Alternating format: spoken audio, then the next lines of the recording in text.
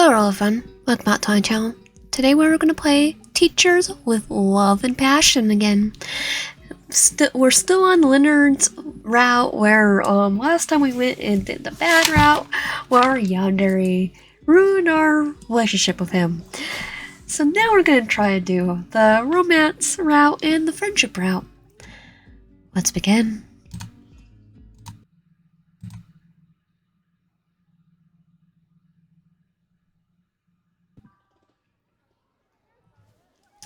A few days after the sports event, everything went back to normal. The teachers were once again worried about their students' grades. Thomas is running up and down trying to solve everyone's issues, and I'm back to my usual struggles. Luckily, today's been slow and quiet in the classroom. I had the chance to think about what to do this week and how to solve most of my problems. Now it's break time, and the kids are excitedly running around in the halls. I'm craving something sweet for lunch. Like me, instead I'll be craving takoyaki. But I don't think it'll do good to my stomach. Decisions. Oh, that's Leonard. He looks distracted. Okay, call him. Leonard! Because this will be the romance end, so we're gonna go first and then do the friendship end. In his surprised face, I noticed my voice sound a little louder than I planned. But as soon as he meets my eyes across the crowd, a gentle smile smooths his features. Hey, are you leaving for lunch? Yep. I was thinking about going to get in the dining hall. Oh, you didn't bring anything with you? Nope. Didn't plan anything. Not today. To be honest, I didn't have time to prepare anything last night. I rely on the school's kitchen now. I see. His eyes wandered back and forth, as if his mind were too far away from this moment. However, the way his eyebrows moves subtly makes me believe that he's up to something. Mind if I tag along? No. That's why we called you, so we can hang out with you. I was about to ask you to come with me. Oh. Then let's go. I didn't want to ask what he was thinking. Maybe it was just my imagination, but maybe not. Either way, I thought it would be best to let things happen naturally. That would be more fun.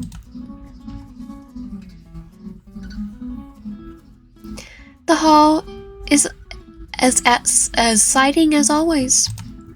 Kids gather around tables, chatting happily about their day, while teachers walk past them with tired expressions on their faces. Leonard and I sat down on our usual spot with plates in our hands.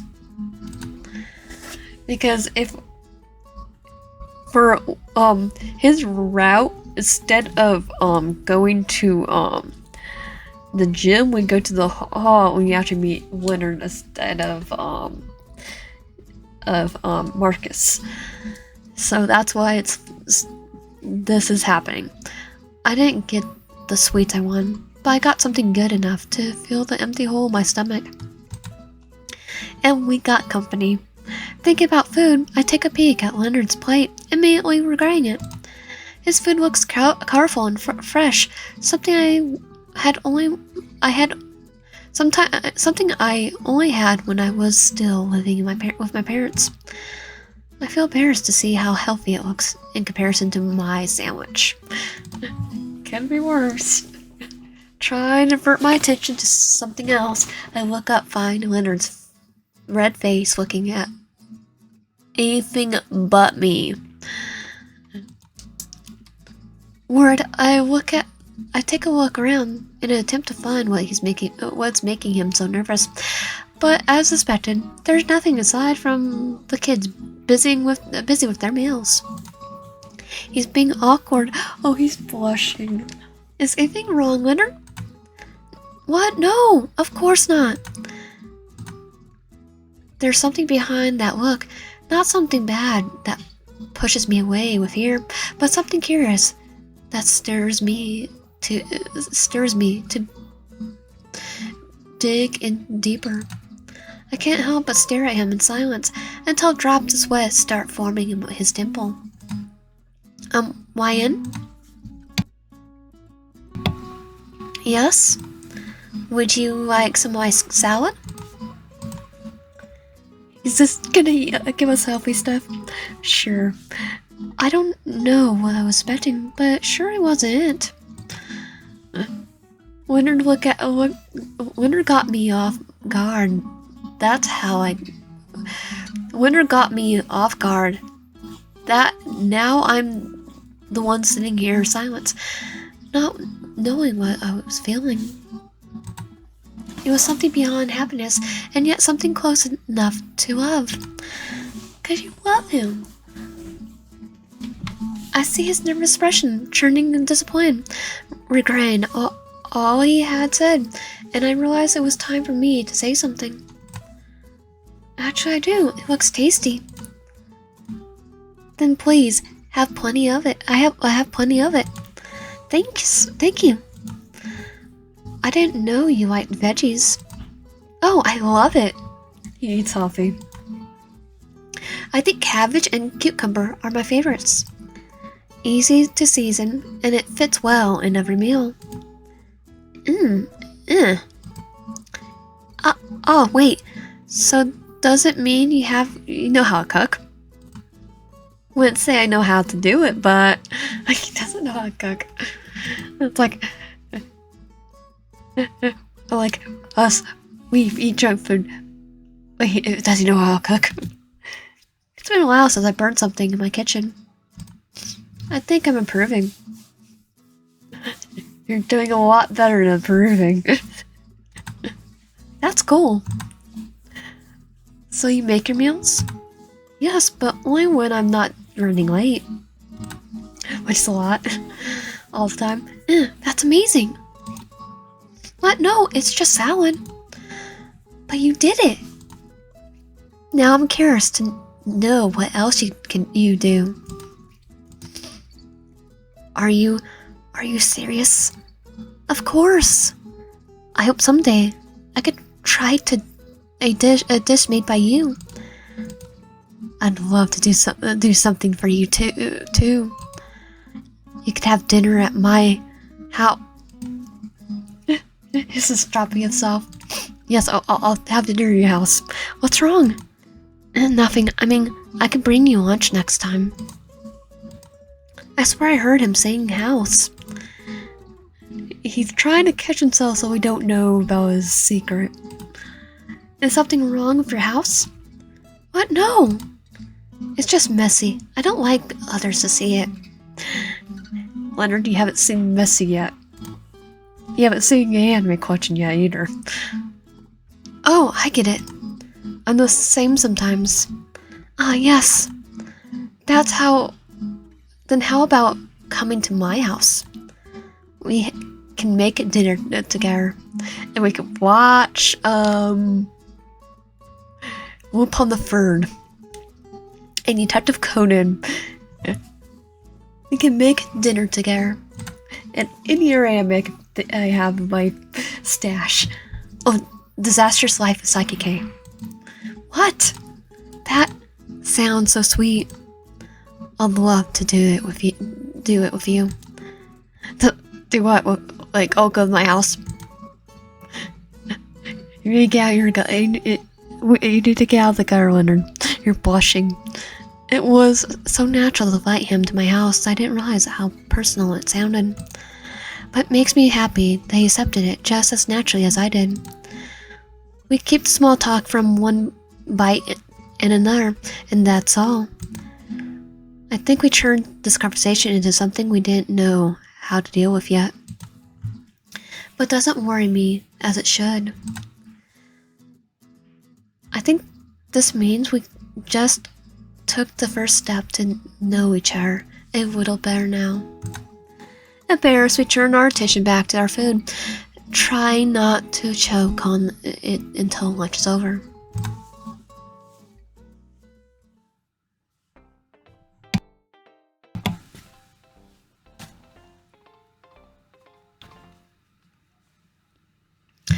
This time I'm going to skip to his intro. Would you like to skip Eric's intro? So, if you haven't seen the other one, Eric is our Yandere. Actually, wait, we should still put his intro because it might be a porn from the last time, so might. No. Another day, another sleepless night, working on the students' papers.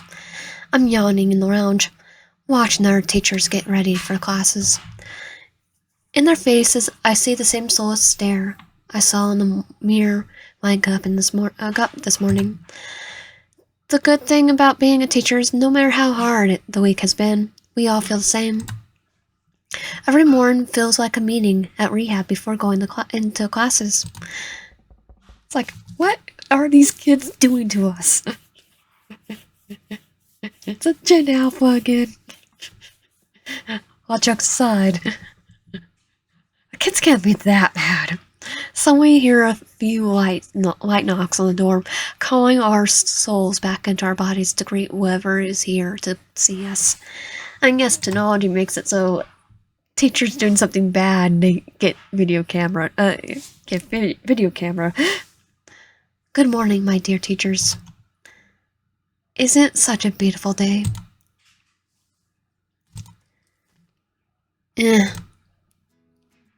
Maybe it's still too early for that. Unlike all of us, Thomas doesn't understand the signs of our faces. Nope, he doesn't know how to read a room. It's exam week, Thomas. Of course it's too early. It's too early to begin with. I need my double espresso. Oh. Right. Of course he needs her double espresso. This reminds me that I want to thank you all for doing such a great job every day, and for working so hard for the school and our students. That was low. Give me my double espresso. Chrissy's trying to tell him. I can't even come up with a joke about it. Yeah, I bet even Hanson is trying hard not to smile at Thomas's kindness now. I am not. Thank you, Thomas. They don't want to admit it, but we all need to hear it. I mean it. Now, I also have something important to tell you. Here we go. What does he want? Today, Santa Luca is welcoming a new member to our crew. Everyone, please meet Eric Quinn, our Yandere of the game.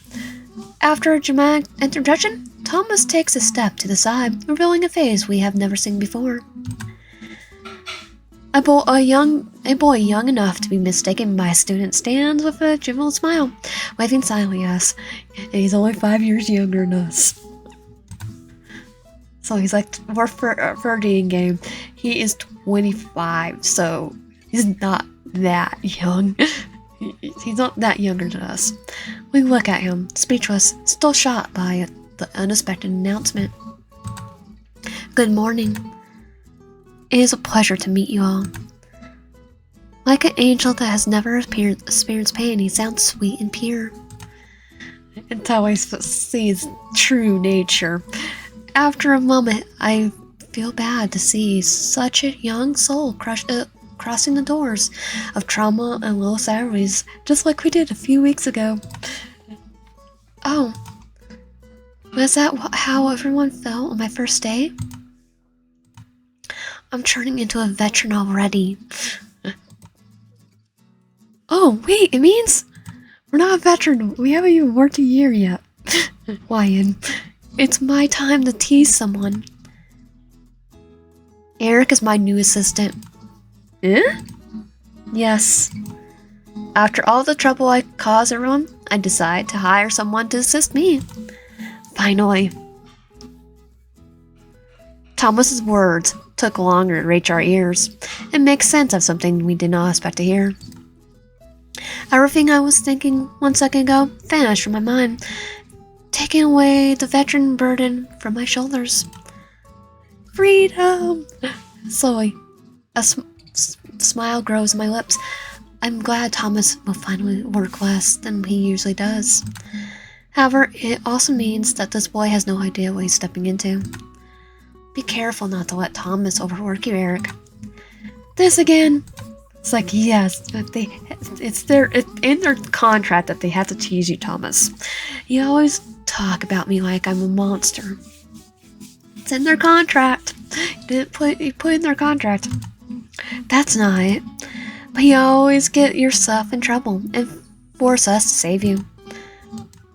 Well, I'm human, I make mistakes. Again, be careful around his office, Eric. I'm not worried about that. I'm here to help, so I'll do whatever I can to be the best at it. Eh? You sound like someone we know. No, don't look at me. Talking about it, Eric, you may want to meet Miss Stark. She's the youngest of our crew, and the newest teacher in our school. I'm sure you two are going to get along. I'm looking forward to it. And Miss Stark, it's a pleasure to finally meet you. What do you mean? Don't tell me you weren't taking. They were talking about my back behind my back again, like they do all the time. No, I heard about you from college. Wait, what? Were we in the same course? Unfortunately not, but I remember seeing you a few times around the campus. And I think I asked your help a few times for my extra courses back then. So, this does not make sense when he said, glad to finally meet you, and then the fact that he actually asked us, so what's in it? Did we meet before and you asked for help, or did we just finally meet now? And this it feels a bit embarrassing. I'm sorry for not remembering you. I'll be surprised if you did. Don't worry, I look a little different now. I'm over yonder now. I see. But now I think we will have enough time to get to know each other better. And I'm gonna try and ruin everyone's relationship, right? Count me on for whatever you need. Thank you. I'll be in your care, Miss Stark. We introduce ourselves and talk for a bit before the bell goes off again. Me and Eric helped us stay awake and gave us a new topic to chat about on our break. I'm sure the boy is a little troubled on his first day, but I can feel that he's going to be a good addition to our team. We don't have the best reading of auras, do we? Red flags. Again, we go for red flags here. My life as a teacher is getting more exciting.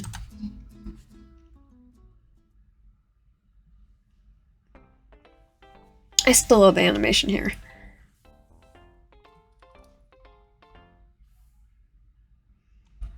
My work is mostly done for the day, but I still don't feel like going home. I should check the library. Maybe I'll find that old book I was looking for. With that in mind, I follow my path down the halls.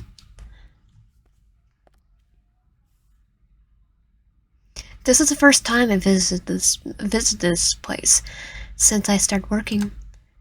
It's impressive how big it is compared to all the rooms in the school. The shelves are tall and endlessly long, filled with books from top to bottom. Where's the manga section?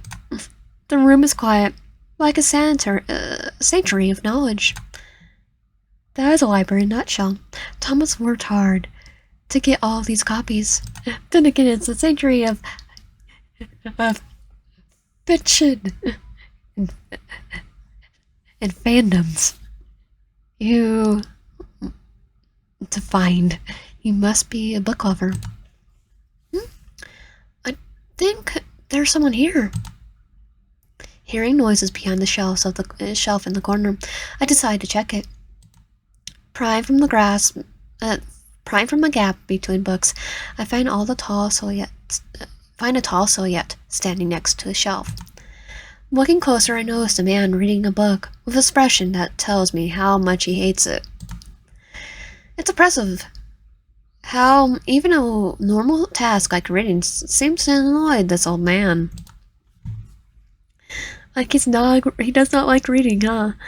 He doesn't seem to have noticed me at first, but soon he starts to sense my presence. Like an animal feigning the enemy's gaze, the man turns his face to my direction, catching me off guard. Now I have no option but to greet him. Good evening, Mr. Hanson. You. It's like, what kind of history teacher doesn't like reading? Good evening. What are you doing here? The same goes for you, I expect. Ignoring me, he turns his attention back to his breathing. I know I shouldn't disturb him, but since I'm here, I should at least ask for help. Now I'll find it myself. Mr. Hanson, do you know where the biology books are? And I thought I would find peace here. When someone's asking for information, be nice about it. Yeah, I was strangled. I want to wring his neck. Eh? Can't you read? There's a section right here with a bold biology tag on it. Someone has not been in this library before. At least help them. Butthole. Thank you, sir. Don't look at me like that. We're literally being polite, and he's just being a butt. I should be the one annoyed for dealing with your stupid questions. And you should go work in a customer service position where Lawrence. Working it for during the weekends. Yes, of course. I can deal with Karen more than this guy right now, though. Ignoring his complaints, I move to the section next to him, looking for my book. Moving my lips with no sound, I read the titles on my hand, slide from book to book. I try my best to concentrate on my personal task, but it's hard when I feel his eyes follow me, judging my every move. Actually, he's just basically being a Meryl Karen right now. It's a bit embarrassing. It makes me wonder what he will say when he sees the cover I'm searching for. Is it bad? Is it? You shouldn't be wasting your time in this place. Eh? You should go to the lounge. Let me do my stuff. You can bugger off. The arts teachers are probably waiting for you there. Why would they? Seriously? Isn't it obvious? Whenever you're around, they look like a bunch of dogs begging for your attention. That's a bit harsh, don't you think? I think they are just trying to make me feel welcome. Are you that much in need? Hi, Lawrence. I don't see it because because I'm too busy with work. Christy is the only one welcoming you. The other guys are wiggling their tails, expecting you to take them home. Too bad I have a cat. Why are you always so offensive? It's not offensive. I'm only stating the truth. No. I think you're going too far. I wish it was the case. Honestly, I can't wait to see what happens in his route. Leonard and Edgar are probably spending the whole night there waiting for you. Leonard? And Edgar, yes. Hearing about Leonard got me a bit more excited than I should. And, of course, Mr. Hanson knows that. What explains why he's staring at me with such a disgusting expression. Leonard seems to be trying hard to look pleasant to you, which has been very annoying to me. What, you don't like anime? You know a secret because I'll give you the finger the bird. Because bird's a word, which has been very annoying to me. Everything is annoying to you, Mr. Hanson. Not everything. I don't think it's the silence in the library is annoying. Well, you were the one that made noise, so I heard first.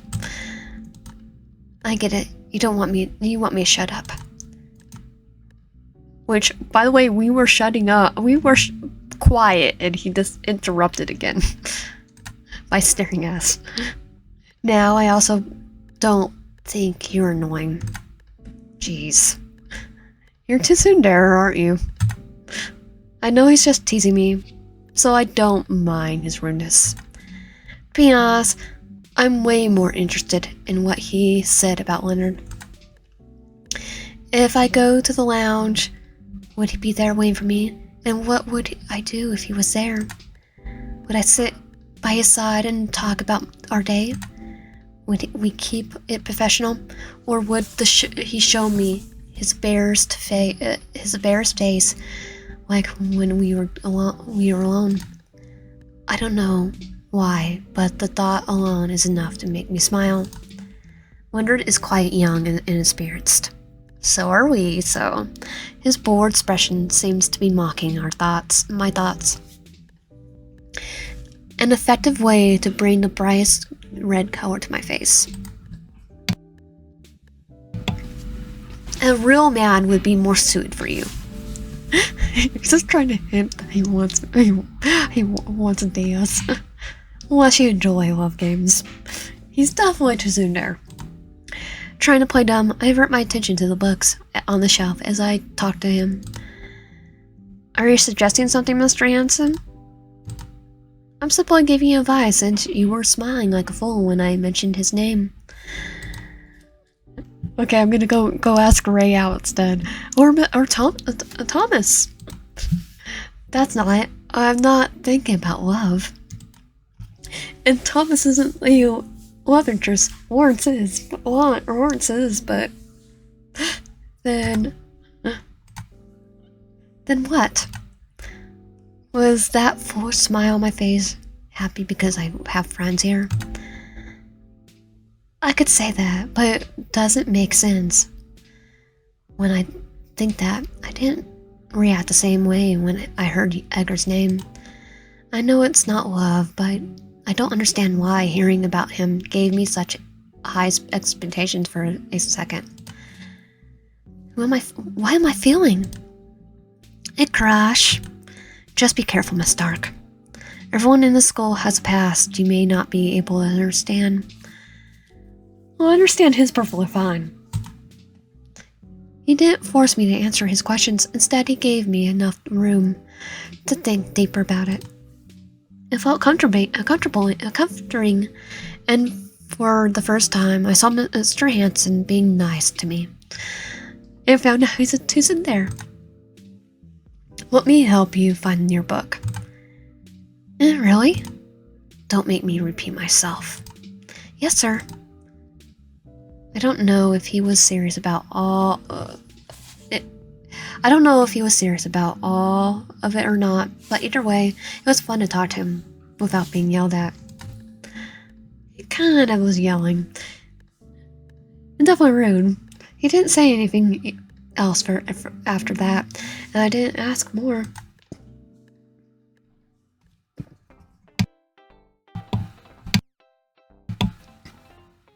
I still love it. Or teaching.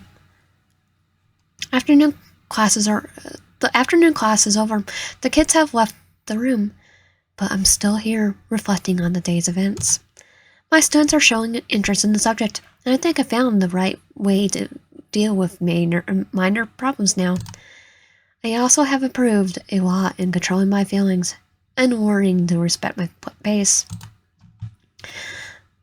I'm glad to have gone through all my internal struggles in the past months, only to be here now, watching my life get better. 3 knocks on the door pushed me away from my dreamland. Quickly I fixed my posture and turned my head to my left, wondering if a student forgot something. My eyes widened in surprise as Leonard, standing in the doorway with a shy smile and nervous hands scratching his cheek. I don't know why he's here, or what he may need from me, but it doesn't matter. Just seeing his face is enough to make a smile bloom slowly in my lips. 'Cause he's so cute. Hey there. Oh, hi. Sorry to bother you. It's not a bother. I just here thinking. Did something happen? No. Then are you worried about something? No, that's not it. I think I was just too plain in my answer. He's probably worried about my thoughts now. When I was thinking, I mean something good. Oh, let's say I'm happy to be here, planning my next steps. That's good. The wide open relief on his face makes me realize what I just said. Hearing those confident words out loud got a different effect than just thinking about it. But that's not it. Seeing Leonard is so proud of me is stirring emotions inside my heart. I feel good to know that I'm doing everything right. Try not to get too emotional about it. I shake my head, focusing on the fact that Leonard is still standing at the doorway. What about you? Do you need something from me? Oh no, I was just wanting to check on you. Huh? Yeah, I'm sorry. I didn't think enough about this. What do you mean? You can say I'm doing this on everyone's behalf. From my seat, I could see the corner of his lip trembling, as if he is holding back his urge to curse himself. It's not clear to me what he's trying to say, but I know nothing he planned is working the way he wanted. Taking a deep breath and giving up on pretending, Leonard allows his body to relax a bit. They told me to come up with an excuse, but I couldn't do it. So, we were kind of worried. Worried about what? You. Me? You know you have been working a lot lately. Wasn't there like exams coming up? Even Hanson was questioning it. Oh, I think I didn't notice it. Well, I did. And I was wondering if you're feeling alright. The worrying words, his slightly sullen face, and the situation I didn't expect to be in. Everything is happening at once. Too fast for my heart to understand why sparks are burning in my chest. Leonard wasn't trying to be polite and making me feel good. He was honest, as I had never seen him before. The shock had me stuck in my seat, with my mouth open, but nothing to tell him. I think someone's waving started to bar him, so he looked at me for answers, but my face only made him remember his own words. I was wondering if you're feeling alright. Panic filled his eyes as his mouth opened and closed so many times without words to explain his mind. Leonard's an awkward mess, and I think that's what makes him so easy to approach. It does. Maybe we're just overthinking. I know I'm just like stuttering, but it actually makes more sense for him to stutter, like I am. This time he made sure to put some emphasis on we to make it clear he was not lying to me. Oh, I'll be doing it the way I normally speak. Nodding, I allow my smile to reassure him and show that I'm not worried about it. I'm all good, I promise. To be honest, I was working on myself here. Oh, I wanted to learn more so I could do better at my job. I just didn't realize that I was overdoing it. I understand your point, Ryan, but make sure you take breaks. You need to be healthy if you want to grow stronger. Screw being stronger. Never do what Tech tried to do. Yeah. Then why don't you help me here? Eh? Yeah, come talk to me. Having you around will put my mind away from work for a bit. Come on in, take a seat. Sure. Arcohe makes his way to the room, tying his grasp on the strap over his shoulder. Leonard sits on the chair in front of me, resting his bag over the desk and turning his gaze to his hands above it. I called him inside to talk about random things like we always do, but it didn't happen as naturally as it does when we're on the lounge. We are both sitting here in complete silence, looking everywhere but at each other. I didn't have much to say, and Leonard didn't come here to prepare to stay longer than 5 minutes. Thinking about it altogether is making my hands sweaty. Silence shouldn't be a problem anymore. I have been alone with Mr. Hanson so many times, and I know how comfortable his silence is. Marcus doesn't talk much either. Sometimes when we're alone, I'm the one who starts a conversation. Both aren't as nerve-wracking as this. Why am I so nervous? Because we have a crush on him. For a moment, I thought the situation was about to turn into an awkward disaster because I didn't stop thinking about how to make it better. But then, for a thousandth second, I land my gaze on Leonard at the same time he looks at me. We both retreat almost instantly. That's when I start to pay attention to it. His cheeks are red, his eyes are holding a gaze of confusion. For a moment, a very short moment, it crosses my mind that he looks exactly like a newly transferred student. Just introduce him to the class, the visible class.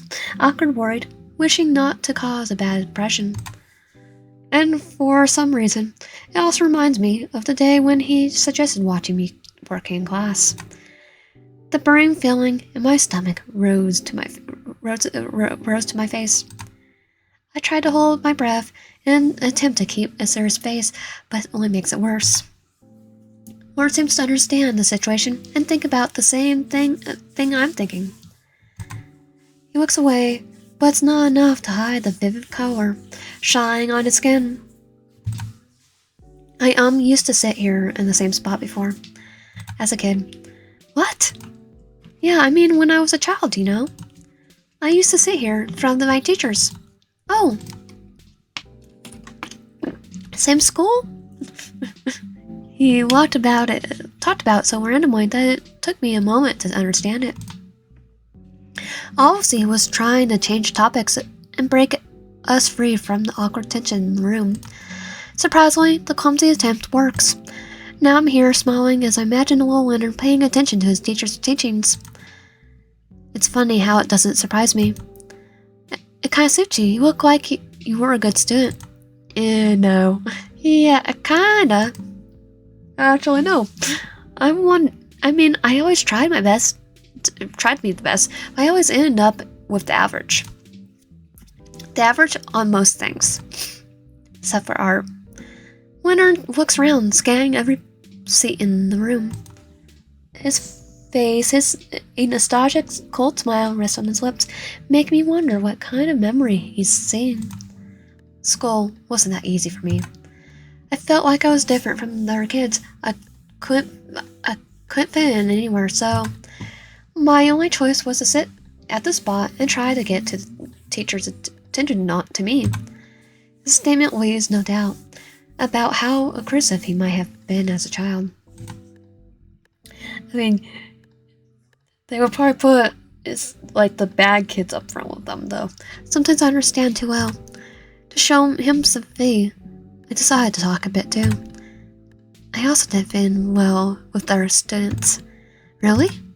Yeah, I was too quiet to be around the loud kids and too childish for the cool ones. I remember when I was growing up, all the girls were talking about boys when I was just talking about Pokemon. I just didn't care about that. Oh, yeah, so they never knew how to deal with me when I was around. You know, being the quiet kid sometimes stand out too. Oh, I know. I was starting to feel like a nuisance. At some point, I just gave up trying to make friends. And that's when Chrissy came up. It happened on a random day when I was watching the boys play in the gym during our break. She came around, sat beside me, and started talking in a sweet way of hers, in that sweet way of hers. She must have scared you. At first, yes. But she kept coming every day until I started to look forward to it. We weren't in the same class, but something made us meet and be best friends. Yeah, that's nice. I mean, I've had friends that were in different classes. Yeah, and you know what? At the same time, some kids in my class were making fun of me. Then one day, Chrissy came to my classroom. I think I'd forgotten something in the gym the other day, and she brought it to me. Thing is, after that day, no one made fun of me. They were scared of her. Eh? Yeah, and that's when I learned Chrissy was popular around the school for being too strong in her gym classes. It would probably beat them up. People called her beastly. I don't think it was popular. I think she was getting bullied too. Most kids were afraid of her, so there are many things going on inside my head right now. But as weird as it sounds, I think my life has gone better since I met her. It's fine to remember now. All this happened in such a distant past, but at the same time, it feels like it's still happening. We have grown so much, but we are still the same. Do we ever grow up, or do we just pretend? We never grow up. We're a Toys R Us kid. I have a similar experience too, but without having Chrissy around. Well, it's Edgar. Leonard's soft voice calls me back to the classroom. He stares at the blackboard behind me with a faint smile on his lips. At that time, I looked quite frail, which made me scared of many things, especially gym classes. And thanks to that, other kids started to leave me out of things. Everyone called me names at that time. I think that's why I always tried to be the best in classes. I was seeking praise from my teachers to feel better, even though I would fail most of my classes. But I was good at drawings. Oh, you've been into it since your childhood? Yep.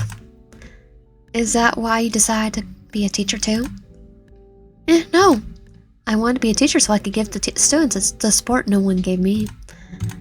I like his move. Words fail me when I hear his voice being a confession with a frozen smile on his face. It's harsh the feeling I was expecting to feel around him, but I don't want to push it away now. I want to hear more. I want to know more about him. Try not to scare him. I wait silently, showing that I understand the weight of those words. It takes him some time to work up the courage to proceed, but he doesn't give up on it. My father didn't like my drawings. He always said it was a waste of time. Hearing something like that made that when you're a child can impact your mind, you know. I hear that.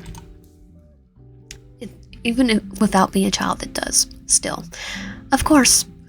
And it hits harder when you're too kind, you're a kid trying to press everyone. It didn't make me stop drawing, but I always try my best to push away. I want to stop doing it, and I want my father to, I'm sure my father knew it too. He takes a pause, not too short, not too long, but enough to help him observe the memories behind his eyes. Still at the very young age when father forced me to work at his office. Child labor. What? Yeah, I think he was trying to make sure I didn't fail in life and I had some job experience. You didn't go against it? No, not even once. I was telling myself it would be good for me since I didn't know what to do with my life. My father wanted me to help it, wants to help me every day. No matter how much I hate it, it is the best for me. Then he passed away. Oh, I'm sorry. It's fine, it doesn't hurt now. It used to. But it was hard at first. I really don't know what to do without him around. How he used to. His eyes sway from side to side, following a ghost's face from his past. This ghost face comes out of nowhere.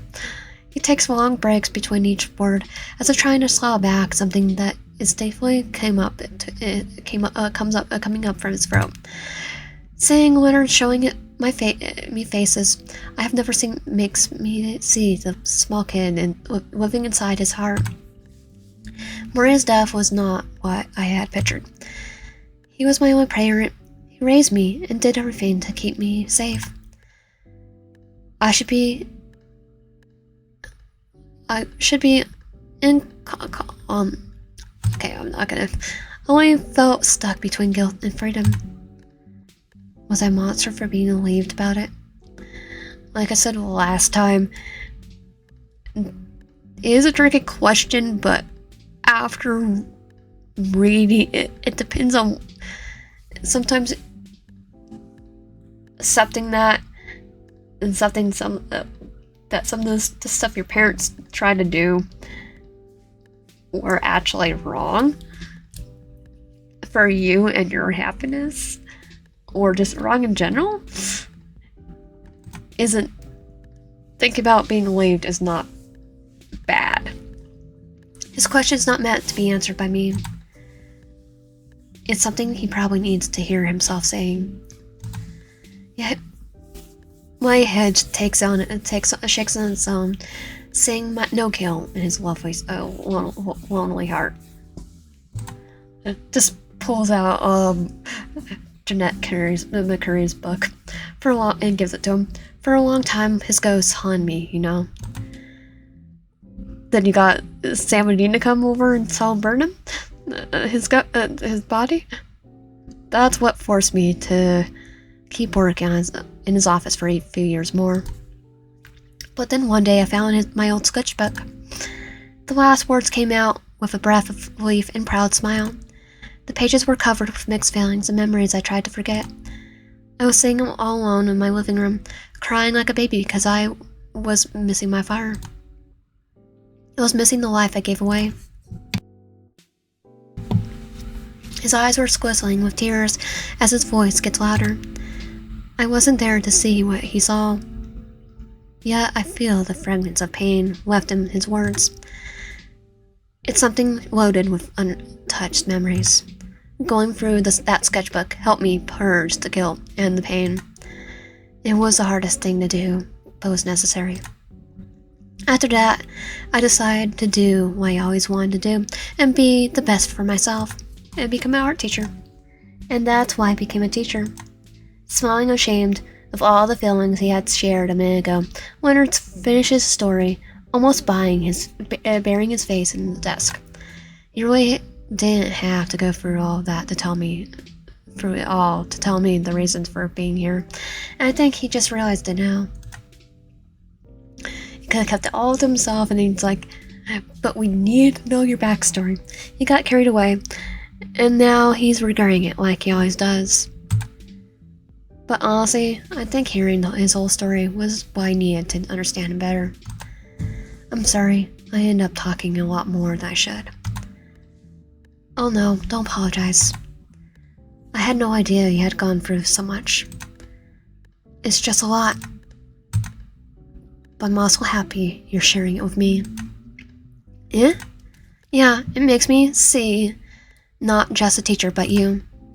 For a moment, he only looks at me with those big blue eyes, like I have just said something absurd. Guess we did in his eyes. But slowly his expression starts to soften into some type of joy and relief. I don't know if he was expecting me to be annoyed or shocked to hear it all. Maybe he was just afraid I'd start treating him differently. I don't know, and it doesn't matter now. All I care about is that it's Leonard before me. This Leonard before me is someone strong and better than he ever was. I never talked about it before. Really? I mean, I had mentioned it a few times with Edgar, but not the whole story. I don't know why I feel so safe around you. Does he have a crush on us too? Maybe we're getting closer now. But it's something more. It's like I could just trust you not to hurt me.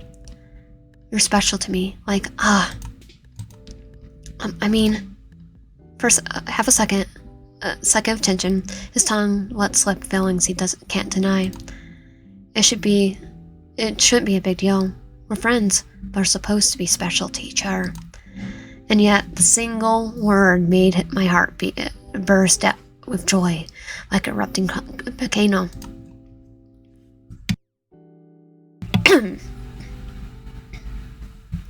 Okay, sorry. On the other hand, Winter is holding his breath, as his eyes are trying to hide the panicking screams inside his head. I'm burning red while he's turning blue. We're an awkward mess. And that's why we were soulmates. Well, I have an appointment in the library now. This is the worst excuse I could think about, but it's what we need now.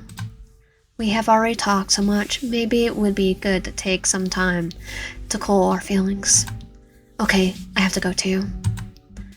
I don't know if he's thinking the same, but I'm glad he agreed. Stumbling over his chair, he stands up, grabbing his bag. Then see you later. Yeah. See you. I stare at the door, watching him running out of the hallway. My heartbeat jumps in my ears as a stupid smile crosses my face. This feeling is tickling my heart way too much, and I think I like it.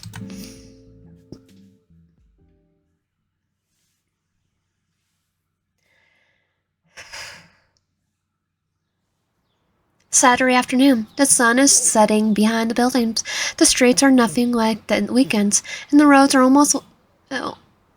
almost no cars passing by. Oh, sure, we're gonna have some dirt speeding down there. And the cops are chasing after them. Some people walk with friends into pubs. Some others are sitting on benches watching the birds. And I'm here, walking back home with bags of groceries in my hands. Earlier today, decided to make something different to escape my routine. Instead of ordering the same pizza from the same place, I'm going to make a fresh dinner and watch my favorite show. Which reminds me, after this, I need to watch my favorite show. It's not like me to make decisions without planning, especially something like this. But somehow, it made me feel happy, which is currently trying to finish the last episode of Doctor Who. It's always strange to trade reckless habits for healthy ones, but I can't pretend it doesn't make me feel a bit old and bored. But it can also be enjoyable. Think about it now. These types of trades are becoming more frequent in my life lately. I'm young, but it doesn't mean I have the same patience for parties as I did a few years ago. Never had patience for parties. Nowadays, I just want to chill and eat something good, and don't feel guilty at all. Laughing at my own thoughts, I follow the path down under a gentle orange sun.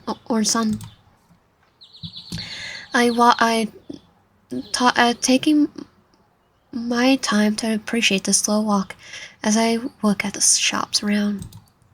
My eyes hop from place to place until I finally land on the window, forcing me to stop in my tracks. Surprise turns to embarrassment when I don't even know what they are selling it there. I don't really see it. What's caught my eyes is the Fretchen looking at me. Because it's Leonard.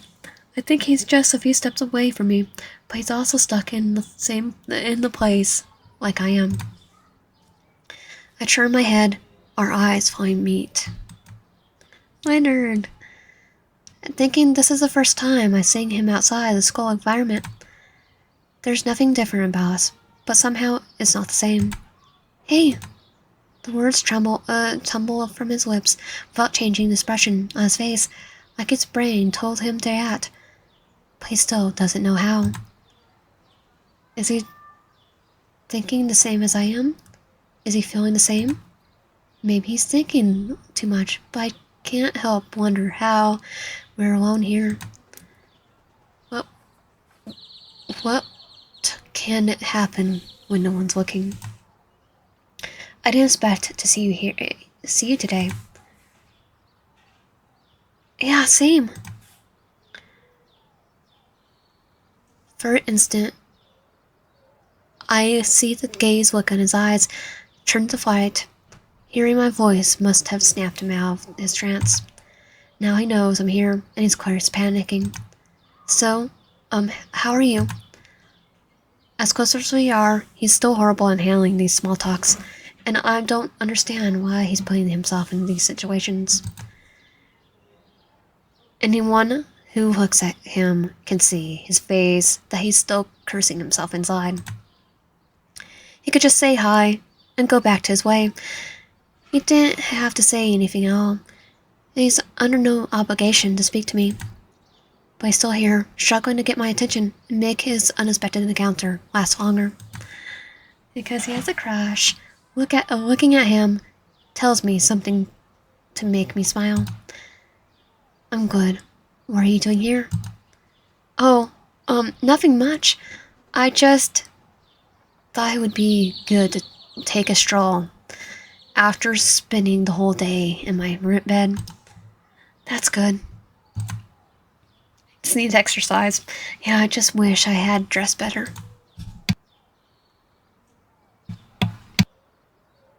Why is that? What about you? Oh, I went out grocery shopping. I see you are carrying a lot of stuff. Yeah, I was supposed to be going for dinner. I decided to buy a few more things. I know what you mean. I do the same every time I go out. The grocery stores do that.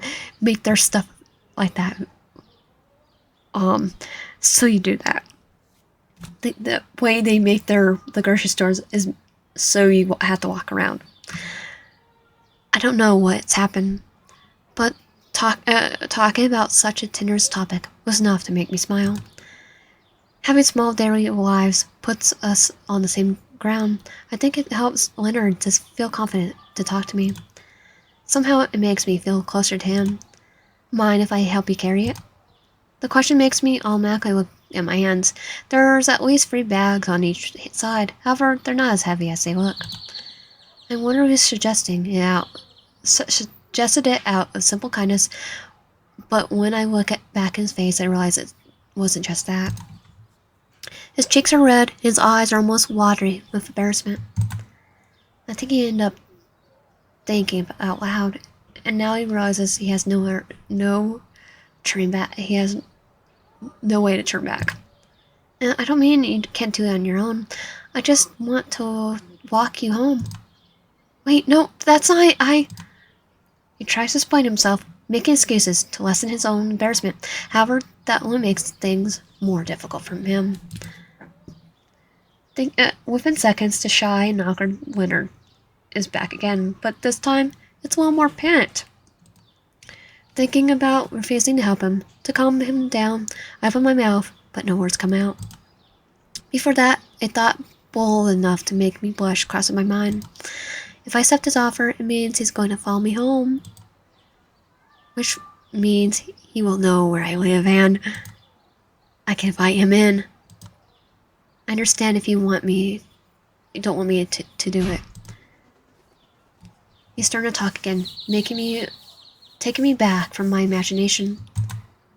Seeing him still making up excuses, I decide I need to do something to stop him before he makes it worse. It could be creepy. Well, we already have a someone that's even creepier right now from last playthrough. Okay, now we're supposed to go. I would like your help. If it's not too much trouble, I would like your help. I think he was expecting me to decline because it took him longer than 5 seconds to understand my positive response and have a reaction. It's like my try to say the sentence and my lungs are tired. As soon as it makes sense, he leans over, picking up some bags to help me balance the weight. I don't know what I'm doing, but I know I want to spend more time with him right now. Shall we go? Seeing Leonard talking shyly, yet cheerfully, after exploding into a panic mist, brings a smile to my face. It's almost like watching the sky open after a storm. It makes me happy to know that my words have such an effect on him because I like it better than when he smiles. Nodding, I walk by his side, showing him the way to my house.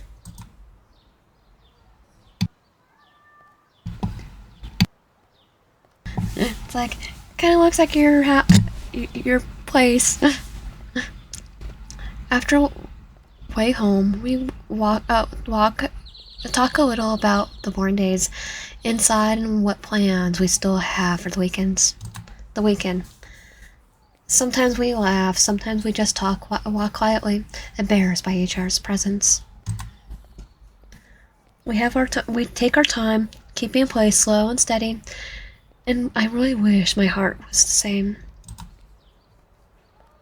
With every conversation, I begin more and more conscious about my decision. What will I do when we get to my house? Will a simple goodbye be enough?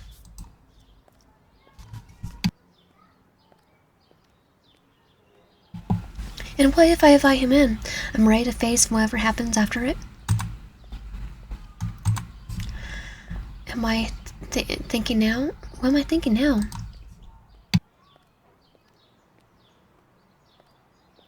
Shaking my head furiously, I push all my thoughts away. I can't lose my cool now that we're close to my house. We're here. Yeah, really? It's quite close to the city. I wasn't joking when I said I live near the school. That's convenient. As we talk, we approach the gates too fast. Give me no time to come up to terms with my thoughts. Leonard stands by my side as I stare at the metal bars in front of me. I have no idea what to do now. Silence around us, trapping our minds between walls of hesitation and silent wishes. No one wants to say goodbye, but no one is ready to say it out loud. I look at him, drops his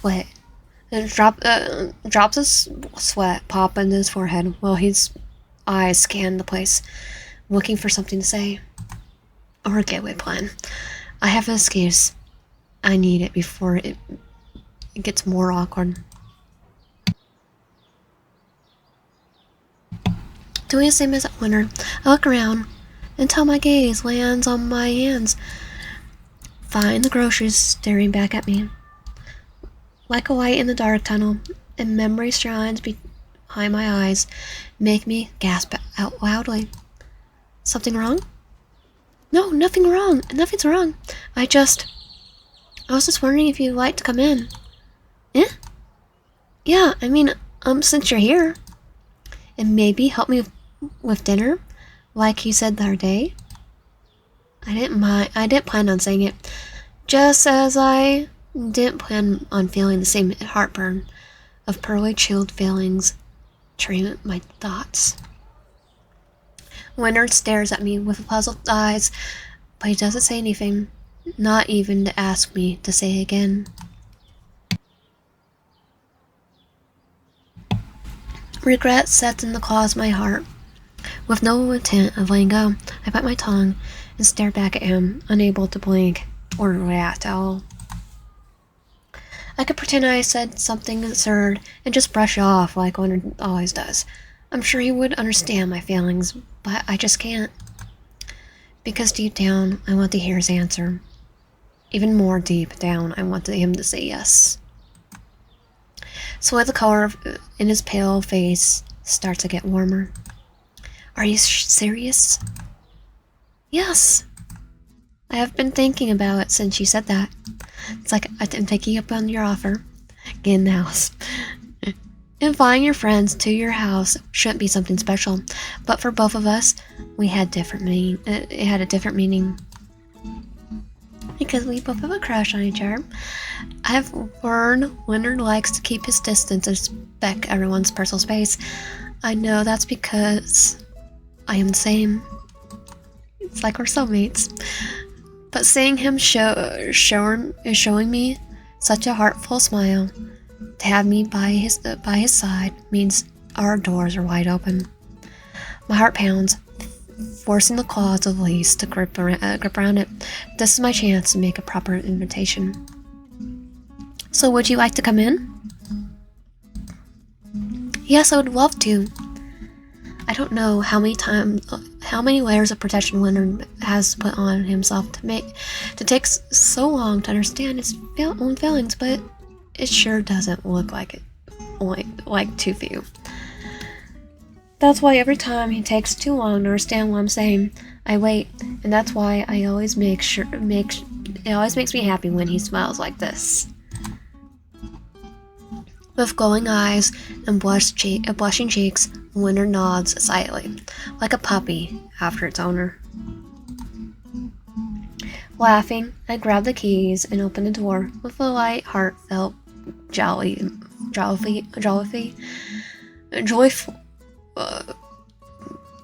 Let me say that again. Laughing, I grab the keys and open the door with a light heart beating joyfully in my chest.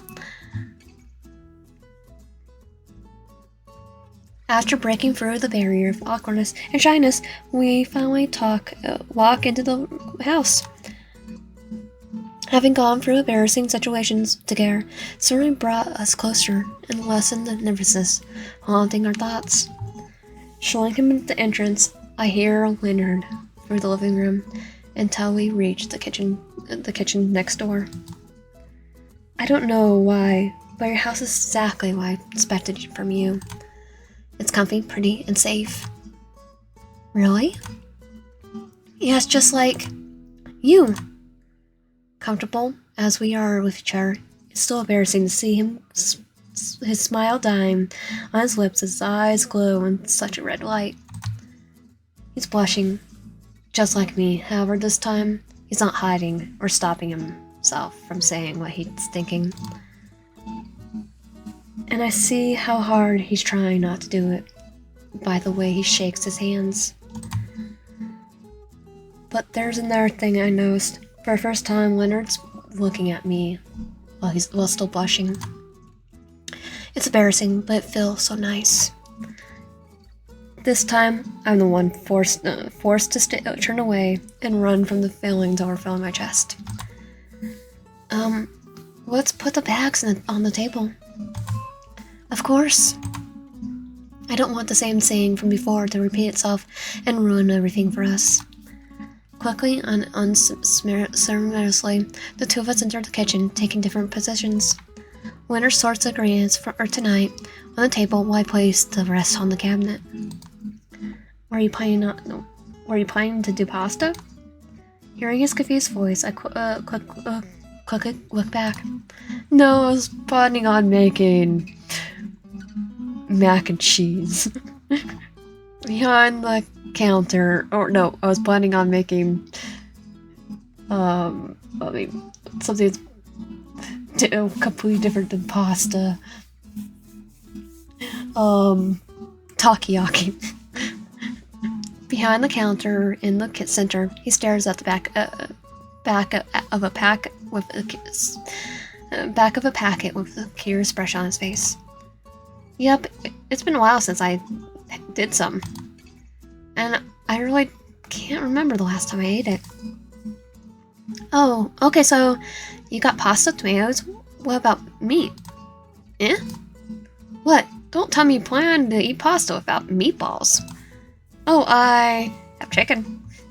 I have tuna. You did? That's not, Yes. Kind of embarrassing to say it, but I don't know how to do that. Oh, my face is bringing a grin. Why were you vegetarian? Why is he so quiet now? Would it be okay if I teach you? I mean, it's okay if you don't want to.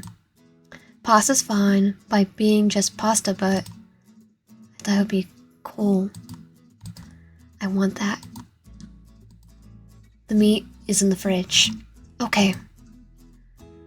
In sync, we both turn our backs to each other, facing the different doors and making no moves. It's usual for a duel to be made by a shy person and a more extroverted person.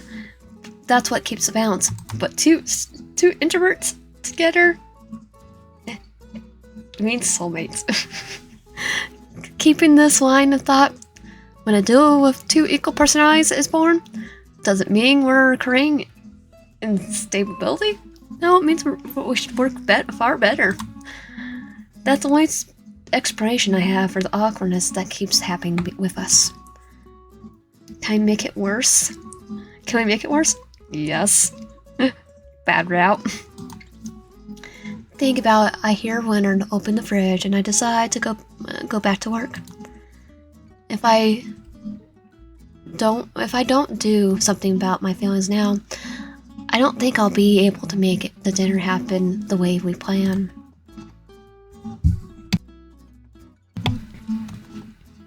Just like ...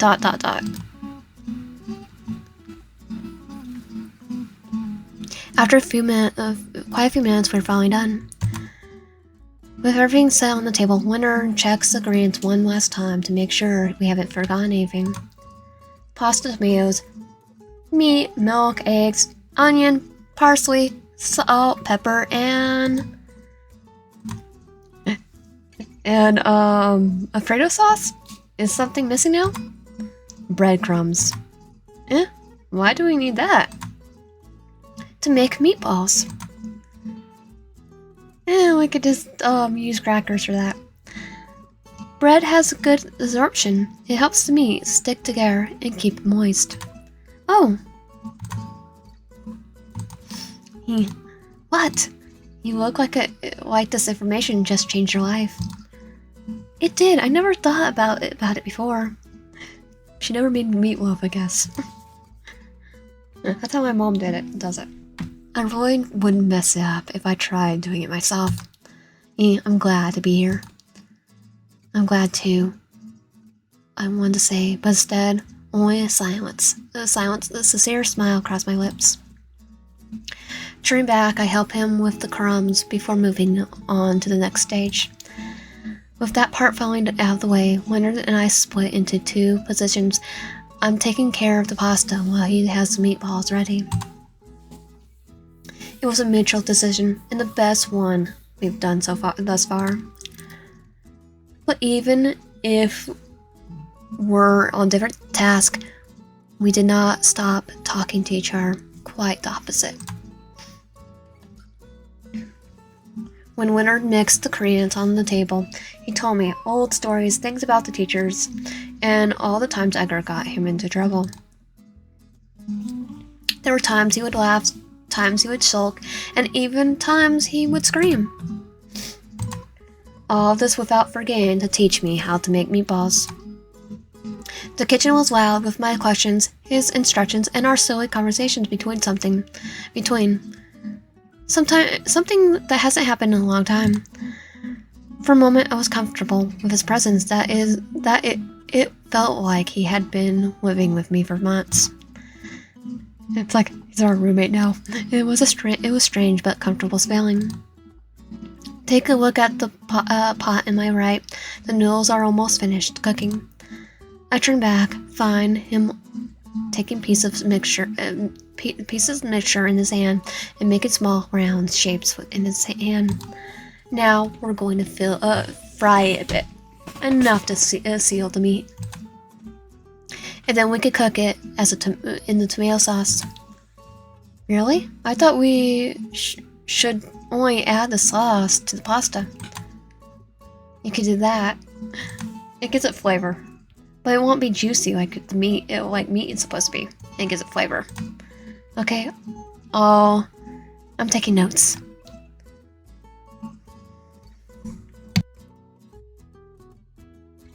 Leonard laughs, rolling up his sleeves before reaching the frying pan. From behind, I watch Leonard check the oil and make a glimpse when a few drops spit out on its skin. Luckily, it doesn't get burned.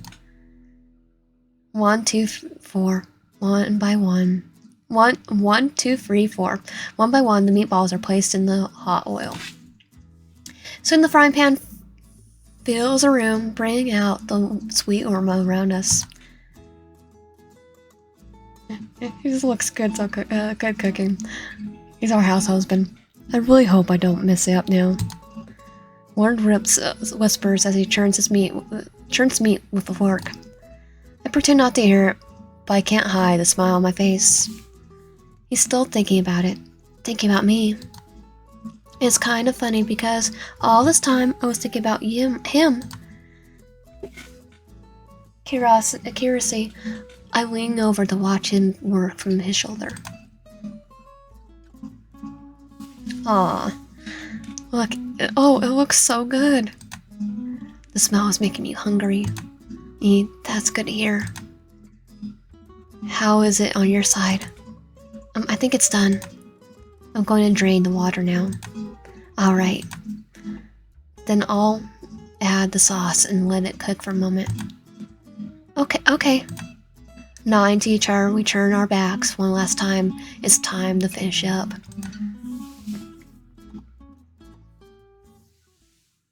In the end, Leo helped me clean the small mess in the kitchen while I was setting the table. I was sitting on the table. Put the TV on. Kept watching Doctor Who. Now sitting facing each other, I look at my plate, watching the beautiful food we have made. Cooking's truly fun when you do it with someone you like. It's like, which anime do you want to watch? He's like, I don't like anime. He pulls out everything. Are you sure? I disastrous life of Sakike. Well, let's eat. Hungry as I am, I don't hold back after hearing his words. Happy and ready to enjoy the glory in our hard work, I take a big forkful to my mouth. The meat is just as juicy as Leonard had predicted, and the noodles are soft and salty, just the way I like it. Flavor and texture mingle with on my tongue, bring a childlike smile to my lips. We did a great job. Leonard's joyful voice brings me back to the moment. I look up to see him smiling with the sauce, staining the corner of his lips. I'm happy to have made such a delicious dinner with him, and I'm sure the food is making my heart happy as well. It's also because it's pasta, but what I am feeling now is quite different from it all.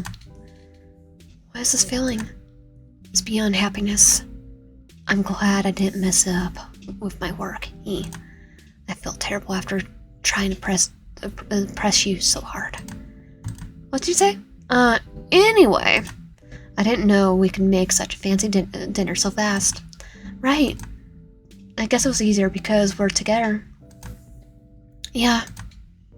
Together. The words repeat itself in the silence, rising questions from the dark corners of my heart. Things are better when we're together.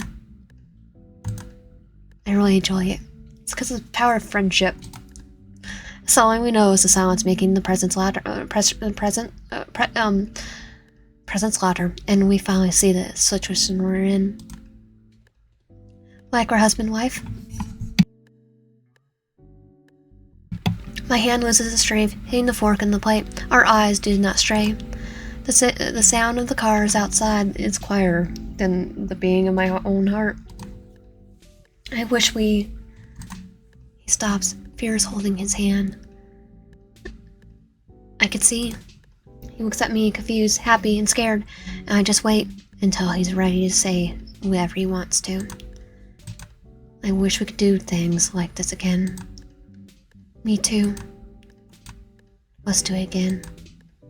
Without having to say much more, Leonard embraces me as no one else has ever done before. His barest words and his sincere feelings are healing wounds I have not shown him yet. This is enough for me to want to have him by my side many times more. With no more shameful things to say, we turn our attention to our food waiting on our plates. We talk for the night about little nothings that make our time together more joyful. After we're all done, Leonard helps me clean up before leaving. The last good night was awkward again, but it's also filled with the strong feelings that we would see each other again in a place like this. AKA is gonna in school. Our job.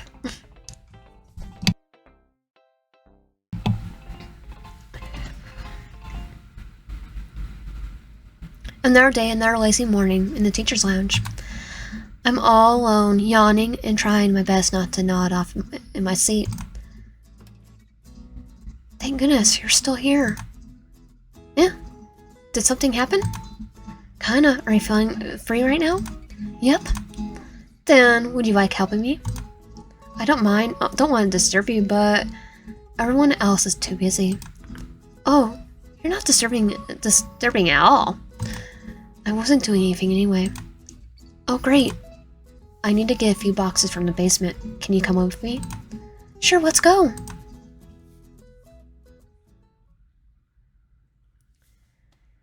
Just like haunted houses in horror movies, the place is small and dusty.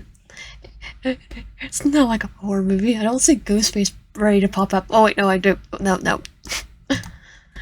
There's nothing from here aside from the boxes. Small boxes, big boxes, open boxes, old boxes, all the boxes. Surprised we're not seeing the box ghost. My eyes run from the corner to corner, wondering how the heck we were supposed to find that specific box in the first place. Leonard stands on my side, disgusted regarding the task he has given himself. I didn't know the school had a place like this. Yeah, that's because no one comes here. The dirt talks to itself. I see. Sighing, he squeezes his nose base tiredly. I guess he didn't plan to waste too much time here. Seriously, Thomas told me it wasn't too hard. But look at this place. I say one, it looks like a refrigerator. It'll take the whole day to find what I need. Don't worry, we can make it quick if we do it together. Not to say her to look pretty. Yeah, I guess. In an attempt to cheer him up, I tap his back lightly. It doesn't change much of his tired expression, but it helps to get him back to work. We start moving around, taking some boxes out of places and opening ways into the room. So what are we looking for? Art projects from last year. I want to gather my students' artwork from my first time here. I already have the old work from my first year. Now I just need this one. Did Thomas ask you to do this? Oh no, it's something I want to do. I think it would be nice to gather all and make an art gallery in our classroom. Oh, that's so cool. Hey, thanks. The other day, I saw some kids talk about how they wish they would be better at drawing, and it got me stuck on me. It got stuck on me, you know? I was concerned if I was doing a good job as a teacher, but then I remembered that I was also worried about it when I was younger. I see. And Yandere just means like last year. So I thought it would be a good idea to do it. I want them to see the beauty of our kids' work and be inspired by it, and who knows? I did the opposite though.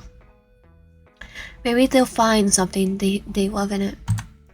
Maybe it will motivate them to go after a dream. Like finding the One Piece. Leonard holds a weak smile on his lips while looking concerned at the boxes. Remember when we first met? He told me how easy it is to lose your hopes when you're a teacher. And yet, it's not stopping him from trying so hard for the students. Leonard's giving more to these students than the whole world will ever do. He's following his heart like he wanted to. Energized by his reasons, I roll up my sleeves ready to start working. Alright, let's find that box. Yeah? Yeah, let's dig into these piles and search for inspiration for those kids. I will be here with you all day if you need. Why in? But you better invite me to your art gallery when it's open. It takes a few moments for my words of encouragement to sink into his insecure heart. But when it hits him, the brightest smile I have ever seen appears on his lips, overflowing his eyes. It feels good to show people kindness. You'll be the first to see it. Then let's do it. Gnawing, I turn around to choose which place I should look at first. It's not easy to decide when everything looks the same. I look back at Leonard, staring close to a pile. It looks like he's calculating his moves to avoid making a mess. I think it's funny how honest Leonard's reactions are. He may not talk about it, but his eyes always tell you what he's thinking. Shaking my head to get back to work, I move closer to the pile in the left corner. For a moment, I always stare at it, thinking about what to do. 3 big boxes are placed on one another. Looking at it, I'm sure I'm not strong enough to hold it all at once, but I know I can at least take one by one. Deciding to do it, I stand in front of it in my tippy toes, reaching out for the top one, and it ends up heavier than me. I stretch my arms by my lips to help me hold my balance. Stretching a bit more, I feel my fingers touch it. I grab it quickly before my legs have a chance to give in. However, as soon as I pull it closer, I realize I made a mistake. The boxes are heavier than it looks. Pulling it triggered the other 2 to come along with it. Oh no! I close my eyes, bracing for impact and pain. But instead of it, I feel carrying arms wrapped around my waist, pulling me back. My body loses balance, falling on top of something warm and soft. With my eyes still closed, I hear the falling boxes hitting the floor around me. It's okay. You can open your eyes now. Leonard saved us our lives. A whisper tickles my ear, sending a shiver up my arms. I turn my face, finding Leonard's head tilting to the side behind me. His brushing face reflected on my own, making me realize I'm now sitting on his lap. Oh gosh, I'm sorry. Are you alright? I'm fine, don't worry. What about you? Did you get hurt? No, just dusty. Really? Yeah, and maybe a little surprised too. That's a relief. I acted fast when I was planning. I thought I was going to hurt you by jumping by like that. I think even if you hurt me, it'll be less painful than having those boxes falling over my head. I guess. Hearing me laughing, he leans back, spreading his body of his hands on the floor. Hearing his shy wiggle behind me makes my heart feel fuzzy. It sounds sweet, shy, and cozy as a warm cup of tea on a cold day. For some reason, that acts so awkward. Leonard is surprisingly calm, having me so close to him. Not that I'm complaining. We made a mess. It's alright. Yeah, sorry about that. No, it's okay. We just need to pick you up. Okay, I try to pull away from him, but as soon as I move, I feel something wrap around my waist. It's still his hand. Leonard? Swallowing hard, I focus my gaze on the pile of fallen boxes in front of us. The warmth of his arms cooking mixed with mine. A smell shows its presence, as if coming from me. That could have hurt you pretty badly. Just thinking about it's so scary. He hugs me tightly, not enough to suffocate me, but just right to become a safe place for my tired heart. My hands slide a little, timidly touching his sleeve. It wasn't a big deal, Leonard. I'm sure I would be fine. But what if you're wrong? I didn't know my feelings could form in a tone of voice until I heard Leonard yelling behind me. The vibration running through his body echoed mine. Feelings that weren't mine are now made room in my heart. Worry, guilt, and love. Oh, we probably have love in there. I know I'm overacting, but I think I'm just scared to imagine it. Because I care too much about you. I feel his lips softly press against my shoulder, and I see it from the corner of my eye. His eyebrows curve above his eyes closed. After going through so much, the fear of losing someone again must have awkwardly awakened the ghostly trauma in his heart. It's not something I can understand with ease, but I can feel it in the way he hugs me, that he's missing such warmth. I'll be lying if I said it didn't feel nice to have his body snuggle on mine like this. I'm sorry, but it feels good to have you so close like this. It feels warm and safe. It's bad if we stay like this for a bit. This time we're gonna say, it's okay. It's okay. I'm not complaining. I feel good too. His hands hesitate to release me from his blaze at first, but soon he lets go, saying nothing more to hold me back. I'm sorry. Leonard stands up, giving me room to breathe while taking his own time away from my eyes. I look down at my hands and I can't describe how empty I felt seeing his arms not here anymore. I can't deny the twang of panic when I noticed my heart whittling away from his warmth. I always thought I had my life in place. I didn't need anyone to make me feel anymore. But now, I'm not so sure anymore. Watching him step to my side and rub the back of his hand on his lips. He was confused, as if not knowing what to do now. I understand it. I'm kind of feeling the same. I just wish he is not regretting what happened. Suddenly, we hear a click, drawing our attention to the door's direction. What was that? I don't know. Confused, we walk closer to it, wondering if there's someone outside. Leonard turns the knob. Find the scary answer to our thoughts. It's locked.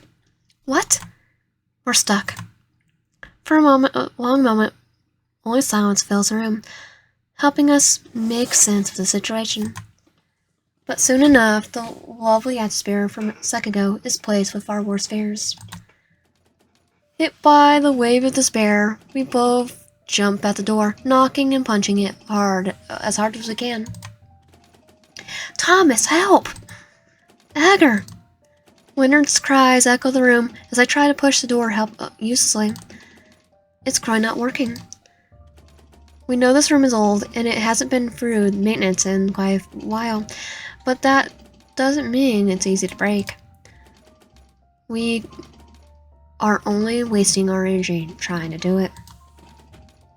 Okay, calm down. The room is closer to the underground than the classrooms.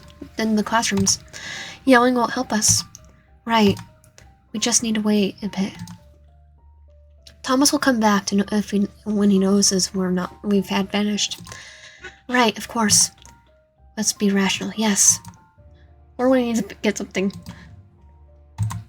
Come on, Leonard. Breathe. I'm good.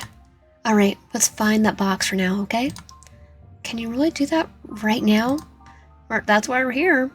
And what are we supposed to do? Sit and cry, down and cry? This is the best choice we have now. Okay.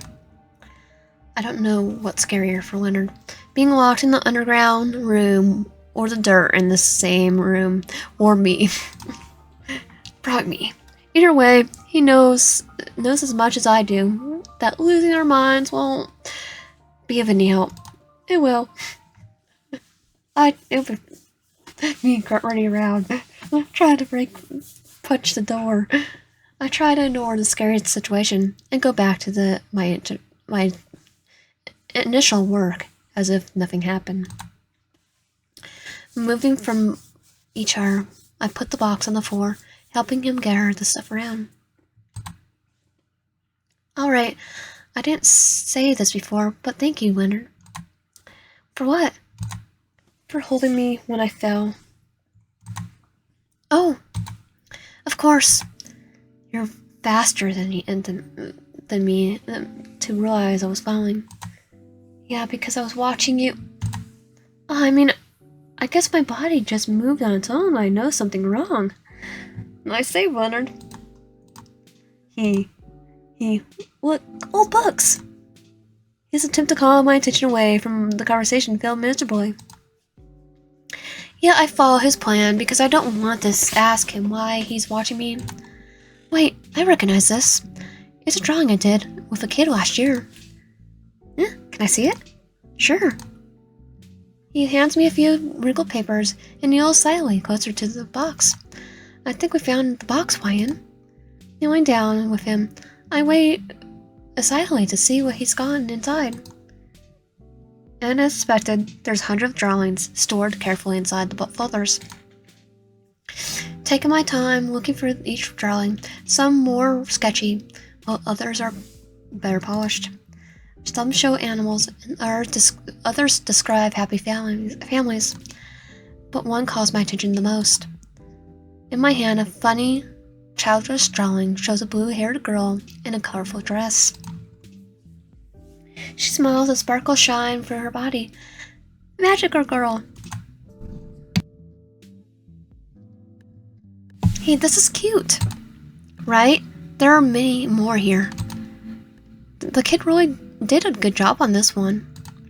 I wonder who the girl is. What girl? This one. I feel like I've seen something like this before. On my own stuff, because I'm pretty sure when we picked it up, it was our stuff, not his. Leonard, do you? I have to go back, because I'm pretty sure I read it as it was our stuff that we picked up. Before I can finish my sentence, Leonard takes a paper from my hand. He looks at me from above with eyes as empty as a dark room. I don't recall when, but I know I have seen this reaction before. Leonard? Enough peeking, don't you think? You don't want to ruin the gallery visit by spoiling yourself, right? Yeah, sure. Good. What's wrong with the door now? What are you two doing here? Thank God, we were stuck here, Thomas. And he's ready. He looks like he's gonna go Ghostface on me for some reason. What do you mean, stuck? The door was locked. What? How did you two even get in? Because the door you might need to fix the door. Excuse me. Not worried about explaining the situation, Leonard grabs the box and quickly runs for Thomas and me. I watch him leave, wondering what that was all about. What's wrong with him? I wish I knew that too. Left behind, I explained everything to Thomas, but it didn't make sense. Thomas said that he had left the door locked since last night, but we found it open. And how did we get locked when Thomas was the only one with the key all day? I am going to blame our Yandere Eric. And we gave up on finding an answer, and we just believed that no one got hurt. I'm already at home, but my head is still in that locked basement. This is the second time Leonard has shown me that face. I just don't understand what it means. Questions after questions after question makes me imagine answers I can't be sure about. I look at my phone, resting on my table, thinking about texting him. I don't know how I could talk about it with him, but nothing is better than staying alone with my thoughts. Hey, you there? Hi, what's up? All good here. I just want to know if you're okay. Yeah? I mean, yeah, I'm fine. Why are you asking? I think I'm still worried about what happened in the basement. Not just, oh, of course. Being locked, there's quite shock. Not just that. I mean, you did run away after that, and I haven't seen you since then. So I was just wondering if something happened, or if I said something wrong. Oh. Leonard? Sorry, I was just thinking. No, you didn't say anything wrong. I just didn't want you to see spoilers of their work. That's all, B. Really? Yeah, really. Plus, don't worry about it.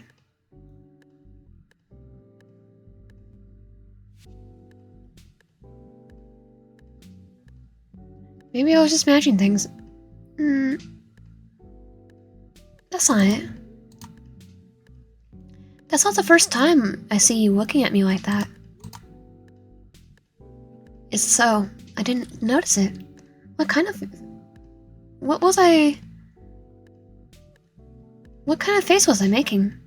So did someone have to say something troublesome? Something troublesome, eh? What do you mean? It's like you suddenly remembered something bad. And then it took over you. You know what I'm talking about, right? No. I'm not sure. Why? Do I scare you? No. You just worry me, you know? There's a second time I'm starting to wonder if I'm making you feel this way. What? Yeah, because I never saw you showing that face to Edgar or Marcus. Or anyone. No, oh. Maybe I'm the problem. Oh my god, that's not it, Wyan. You're anything but a problem. I mean, there's no way.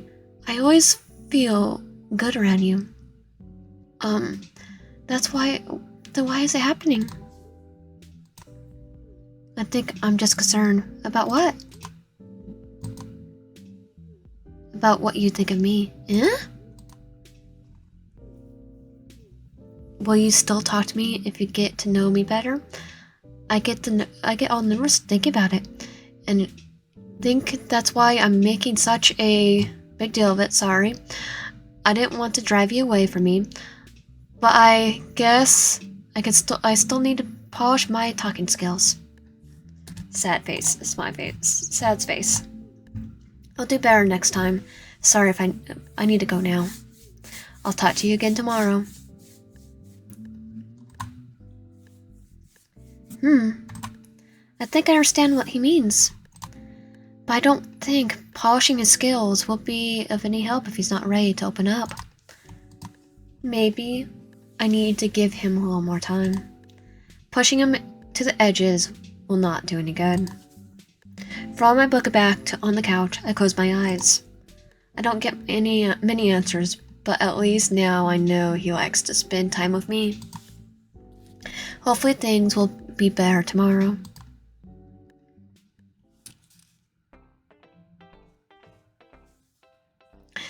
Okay, I still love the animation.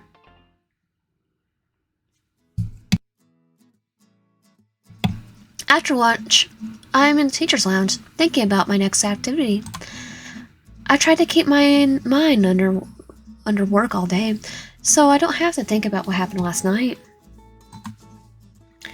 But it's harder than I expected.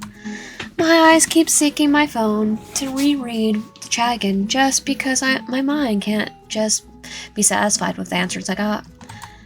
I want to know more. I want to understand him better. And now I'm thinking about it again. Shaking my head, I turn my eyes to the folds on the table. Let's work. So what should I do about this?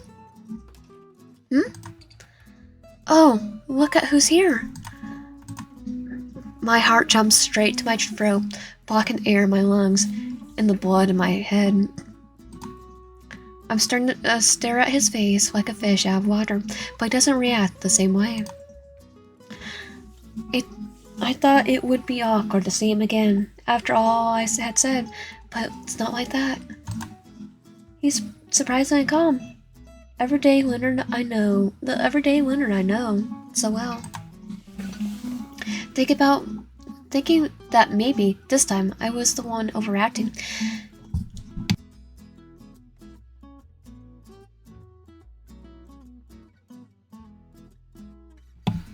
Sorry, I had to sneeze. I tried to push away all the worries and focus on what is in front of me. Yep, me. What are you doing? Hitting my head on the table because I don't know how to do my work. Oh no! Then how did you get a job as a teacher? May I help you with something? Maybe. My next class is about cells, and I was thinking about doing something different. Oh yeah, my cells at work joke. I don't want to just read the few paragraphs like I always do. I want it to be fun. Just do a game-based activity. How about doing a slideshow? With posters. Oh, that sounds nice. I know. I have done something similar with my kids once. Instead of doing the usual info posters, I did it in a movie style. I love it. Oh, but I'm not good at drawing. I could help you with it if you want. Are you sure? Yeah, I have an hour free until my next class anyway. Thank you so much, Leo. You're welcome.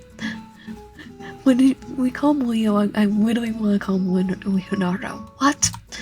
You call me Leo. I called him a little while ago too. Sorry, it's okay. I wanted you to do it, but I didn't know how to ask you. I'm so happy.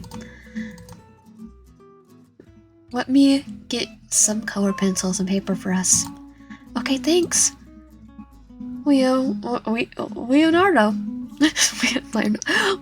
Leonard walks his locker, leaving me behind with a red color paint over my face. Calling him by his name came out naturally, so it sounded just nice. And now I feel weird. He didn't hate it. I think it's a good sign. Maybe I'm finally getting closer to him. I got the papers. I also found paints and color pens. Nice! I think we could do something fun about that with it. Do you have any idea of what you want? Something colorful and funny. Funny? Yeah, like red cells and white cells and a rom-com poster. Me just going, cells at work again. Because, they work together in our bodies. Oh, we could do a cartoon style for it. Anime style? I'm getting ideas. Cells at work. Sitting by my side, he rolls up his sleeves, fixing his glasses on his face. I didn't expect him to be engaged with it so quickly, but I'm happy he feels this way. I'll make some doodles while you write the title and description. How does that sound? I like it. Then let's do it. Leonard grabbed a pen, doing some round lines on a small white sheet. His general expression is serious, determined to make this job a masterpiece. Working with him makes me feel like a kid doing a group assignment for my class, and the other person doing most of the work. You know, for me it's been the other way around. This is fun. Though I do remember some there were like one, maybe the other person did more. I turn my attention to the paper in front of me. The smile on my face refuses to fade away. Tapping the pen on the desk, I think about what I want to share with the students. Cells have a lot to work to do in our bodies. It would be interesting to show the process as something funny and sweet. Maybe an unexpected love between two different personalities. What are you doing? Leonard's voice gets me off guard. His questions are followed by curious eyes, weighing over me to see what's happening above my shoulder. Love on the veins. Oh, don't read it. It's dumb. I'm still working on it. But sounds cute. Stop, you're making fun. Don't make fun of me. I'm serious. I like it. I think this is the perfect idea for my drawing too. Can you do some cells sliding down a tube? Like a water park? Pretend that they're all having fun on a date in an amusement park. Are you serious? Yeah. It's language kids can understand easily. Your ideas sound so good it makes my title sound dumb. I'm telling you, it's a good idea. Thanks. I forgot Leonard was leaning over me, and I forgot that I turned my face to him. We would be so close that I could feel his breath on my skin. And I think he forgot that too. His surprised eyes, I see sparkles of joy. My heart pounds.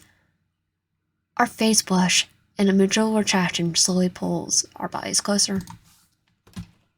Excuse me. Oh, he's gonna try to break us up again. Jumping from his seat, Leonard stands up at the second sound of the door opening. At the same time, I look to my right, hiding the blushing on my face with the back of my hand. The person is standing at the door, but we don't dare to look at their face. For a moment, there's an awkward silence in the room. The humming sounds sarcastic, almost mocking the situation. It's like get spray ball and sprays Eric. Curious, I take a peek from the corner of my eyes. Eric? Oh, Miss Stark, I hope I'm not interrupting anything. No, of course not. We're just working. I see. Miss Stark, are you right? Your face is quite red. What? Yes, I'm all good. Really? I think you should see Mr. Fox. I'll be fine. You know, you never know when a small cold could turn into a terrible fever. You're just trying to break us up. You knew that we were so close. I guarantee you locked us in the basement too. Just saying. But yeah, of course, I will do that. Good. Mr. Finn should be careful too. If it's a cold, you shouldn't stand so close to her. Do you need anything, Eric? Yes, Mr. Codman wants to speak with you. What is it now? Your gallery class. He wants you to sign his permission paper. Oh, yeah. Oh, he got that for me? That's good. Can you tell him I'll be there in a minute? Right now. He said he wants to see you right now. It's okay, Leonard. I'll finish up here. I'll take care of things from here. Fine. Please follow me. Excuse us, Miss Stark. Sure. Eric is only doing his job, but I'm sure Leonard's mad at him for interrupting us. I can't help but smile at how funny it is to see an adult looking like an annoyed child when forced to go work. Wait, interrupting what? Laura's face, closing the distance between us, comes back to my mind in a flash. We didn't do anything, but still, I feel embarrassed just thinking about what could have happened. Taking a deep breath to push away these thoughts, I take a look around the room. Oh, he forgot to close his locker. Standing up, I walk towards it, taking my time to stretch my arms and see his anime collection. I try not to peek inside and just close it. However, something shining inside calls my attention more than I can control. Something that gets me speechless for minutes. Anime stuff! Oh my god. Now I know who that girl is. Shows in my my own anime collection.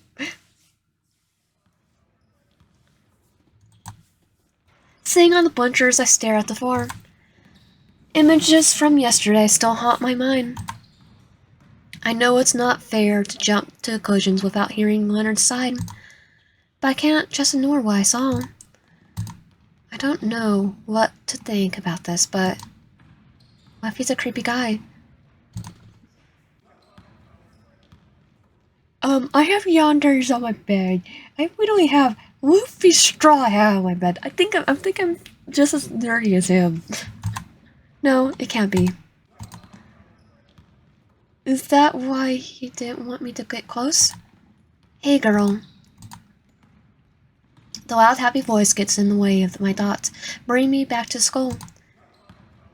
Edgar and Marcus come closer to me, waving hands and showing me friendly smiles. Hey, what are you doing here, Edgar? My kids are training right now, and they asked me to come to watch. That's sweet. I mean, your kids from your own class, your math class, or do you actually have kids? Did you adopt? What about you? What are you doing here? What are you doing here all alone? I just thinking. That's not the face of someone having a nice thinking, is it? Totally is. Anything you want to share with us? Share with the class? I don't know. I don't think I should talk about it right now. Eh? Is it something serious? No, that's not it. Oh gosh, making it worse. Looking at their concerned faces, making me stop talking for a moment. I say that I saw what was inside Leonard's locker, and it was enough to fill my mind with doubts. So if I don't explain this carefully to them, I'm sure I'll make more misunderstandings about it. Taking a deep breath, I look into their eyes, thinking about what to say. Maybe I can ask you for advice? Sure. Okay, so what would you do if you found out the person you like is hiding something from you? I think I'll get mad at them, but I would like to ask their reasons for doing it, you know? Straightforwardly? Yeah. This is the best way to avoid misunderstandings. He's actually giving us sound advice, even if it's something silly. And the person seems to be very sensitive about it. Oh my god. Can you be more specific? Okay, what if I found his... Yeah. Okay, let's say you just found out your girlfriend has a collection of anime dolls in her locker. So what? That's creepy. No, it's not. That's what I thought. What? No, guys, this is totally normal. What, really? Yeah, it's totally normal. I have a Lupin the Third, figure on my shelf. next to Deku from My Hero Academia and a whole bunch of Transformers, so yeah. Of course it's a hobby. Bring dolls to school locker is a hobby. It's just weird. It's like so. Marcus, please. It's decoration. This is so confusing. Holding my head to my hands, I close my eyes. We are running in circles with all the contradictions. Right now, we have proof, a suspect, and a witness, but no actual crime. We have a perk. And it's all made up because I'm scared to ask him about it and be disappointed. All because I like Leonard way more than I knew about it. Feeling a headache hitting my eyes, I turn my gaze to the gym where kids are running wild. I shouldn't do a big deal about it, but he's trying so hard to hide it from me. I'm starting to worry that there's more to it than I know. I would be worried too. But wouldn't it be easier to just talk to him about it? No, because I was expecting to know it. Oh, that's troublesome. I mean, we were the one that I'm pretty sure originally had in the Porog, which doesn't make sense to me. It still doesn't make sense. What do I do? Forget it. Pretend you don't know anything. What? Are you crazy? What if the guys are creepy? Eh. I'm sure he has reasons that YN does not know about. Oh.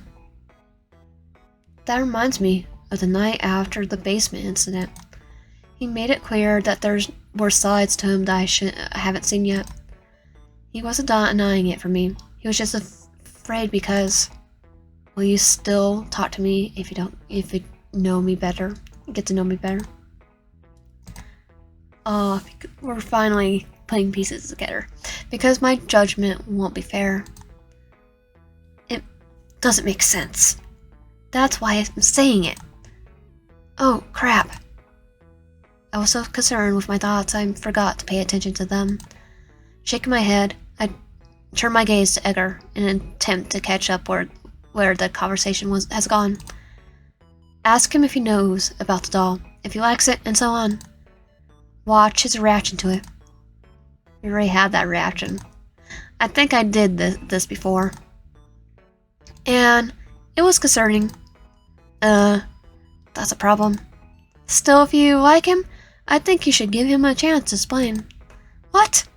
After all, we still haven't talked directly about it to him, right? He knows who he's talking about. Okay, I'm gonna go with I want to agree with Edgar. Edgar. I want to agree with you, Edgar. Then just do it. Trust me, YN. I don't think this is a good idea. It is. I know what I'm saying. Okay, I'll try. Good.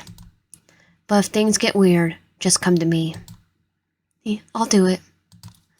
It's like, no, I'm coming to Edgar. Also, you're welcome to come here to relax whenever you want. It's like, we already had routes, like 3 routes where we tried to date you, Marcus. One failed and there's, one sued and one became friendship. Okay, thank you, I appreciate it. Time to get my kids back. Yeah, I need to go too. Okay, just just don't let your worries get in your way. Sometimes when you think too much, you don't see what's right in front of you. Thank you. See you later.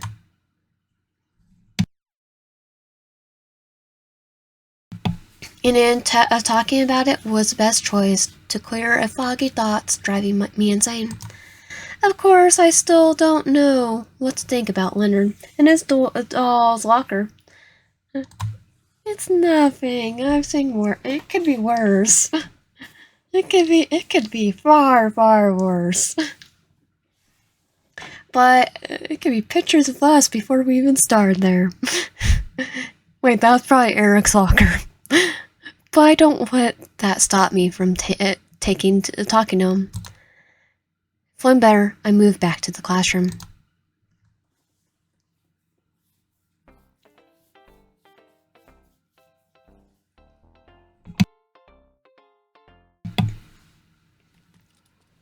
Okay, I think I think this is when our next part, I think. I can't remember. I'm walking down the halls with books in my hand and heavy thoughts spinning in my head. After talking with my friends, I started to think about the situation from our angles. Not just that, I noticed Edgar was doing his best to encourage me to talk to Leonard, as if he knew exactly what's going on. Maybe I'm not the only one that knows about it. Nope. And if it really is the case, then I should try talking straightforward to Leonard. It's not because I want to stop thinking he's a creepy guy, but also because I want to understand why he thought hiding it would be better. Why is he scared about my judgment? I mean, we're the one who had the anime figure, right? Hey. The loud, distant voice echoes in the halls, make me look back out of curiosity. Leonard's bright smile comes closer to me, and for a moment, my mind goes blank. This is the first time I've seen his face since what happened in the lounge. A mixed excitement, worries, and anxiety settles my stomach. Finally found you. I thought you had gone home. Of course I'm happy to see him, with that smile that makes my heart flutter. But I can't see the smile without a shadow of secrets behind it. Lion? Eh? Are you alright? Yeah, I'm fine. I was just busy all day. I see. My excuse doesn't seem to have gone down the way I wanted it to. Leonard looks at me, especially, knowing that there's something behind my words. However, he has no idea what's bothering me. Did you do something? Did something happen? Why? You look a bit nervous. I found your secret anime stash. Did something happen in your classroom? Are you having trouble with the kids?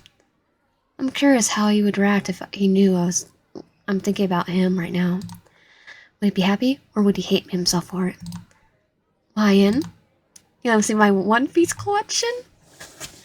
If there's anything I could do to help you relax, just let me know.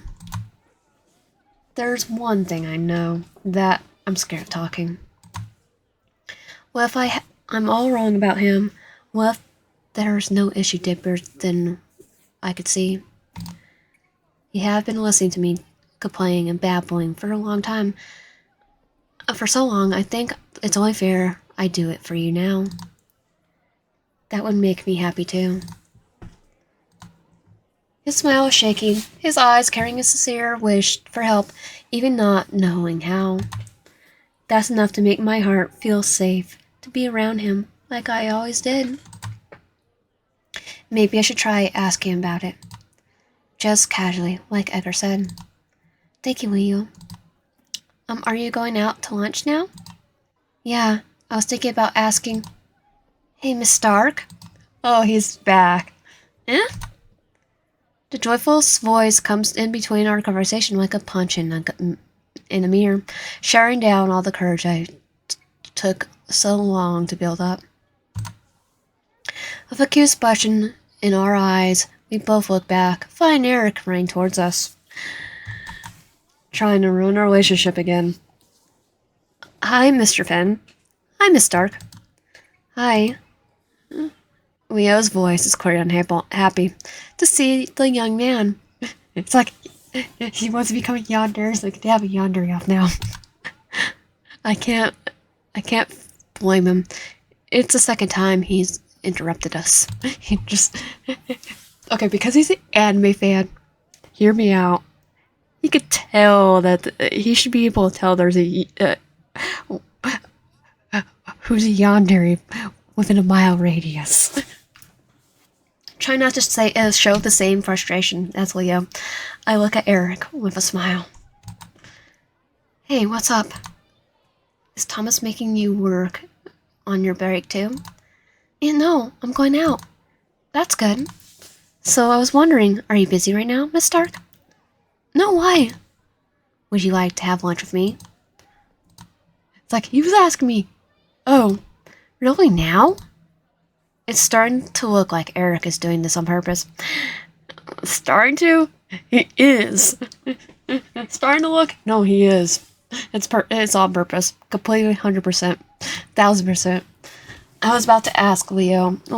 I was about to ask Leonard to go out with me so we could talk, but now I feel weird about doing it. It would also sound strange to reject Eric's proposal after saying I'm not busy. Well, I was gonna say I was to say I'm not busy, but Leonard was about to ask me something before he interrupted. I'm sure it would make it clear that I don't want to be around him. That's unusual. Actually, I probably would have said, yeah, I'm busy, and me and him are doing something. Are sure you want to go out with an old teacher? Nothing would make me happier. But... And I think it's been a long time since I spent more time with you. Yeah. I can't even remember you. Then what do you say? He isn't wrong about that. Lately, I've been spending too much time with Leonard and the other teachers. I barely had seen anyone else. Maybe I should take it as a sign that this is not the best time to talk and just go out to relax. I could always talk to Leonard after classes too. Yeah, sure. Wait. Yeah, I'm so happy. I get to break him up, right? No. There's something I would like to talk to you about. I think it would be good to do it now. Okay, that's good. Just give me a minute. Sure. Running through the students in the hallways, Eric returns to the office with a smile on his lips. It isn't what I had planned for the day, but somehow I feel lighter now. I look back at Leonard, surprised to see this whole expression hanging on his lips. Puffy cheeks and annoyed eyebrows, just like a kid that didn't get any candy. There's no candy on Halloween, huh? I'm sorry. That grumpy look on his face makes it clear that Leonard had something in mind that Eric once again flaunted. It's like, you can't tell him where Yandere is, or... Were you trying to say something? No. It wasn't important. But, forget it. I hope you have fun with Eric. Enjoy your lunch. You too. My voice sounds weak as he turns his back and walks away. You're such a bad liar. Leonard's bright face was gone without fighting my decision. Not even his weak smile was enough to light up the faded sparkles in his eyes. Looking at it now, I think we were both afraid of taking a step forward. We're both still holding back. Miss Stark, let's go. Eric's voice reaches my ear just in time to stop me from running after him. I will talk to Leonard, but not now.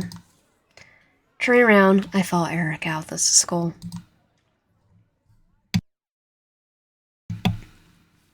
The sky is clear and the streets are busy like usual.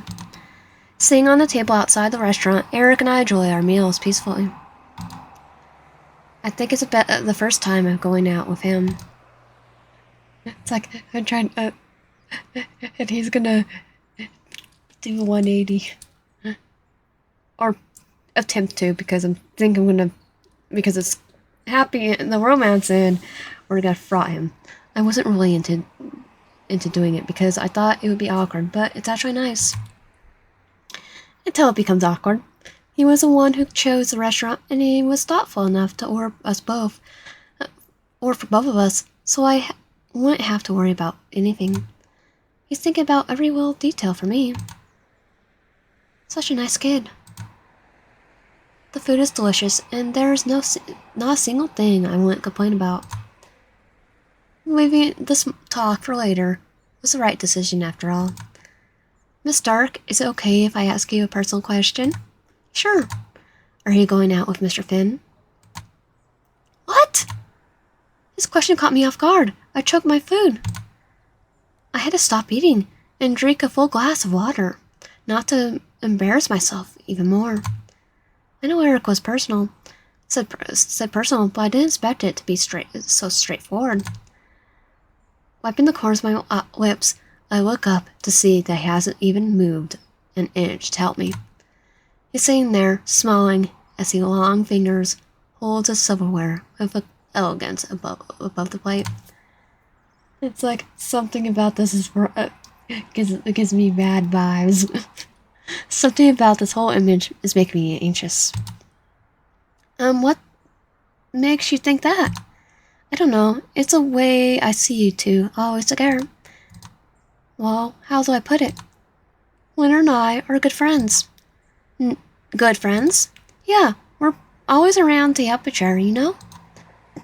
But it doesn't mean anything like that. Like what? Yeah, I mean, dating and stuff? I don't remember mentioning that dating. Is it together? But isn't that what you're applying? No. It's like, yes, you are. The way Eric looks at me when he answers my question is enough to make me feel ashamed. He's laughing at my reactions with some kind of disgust. He's not making fun of the situation. He's pitying it.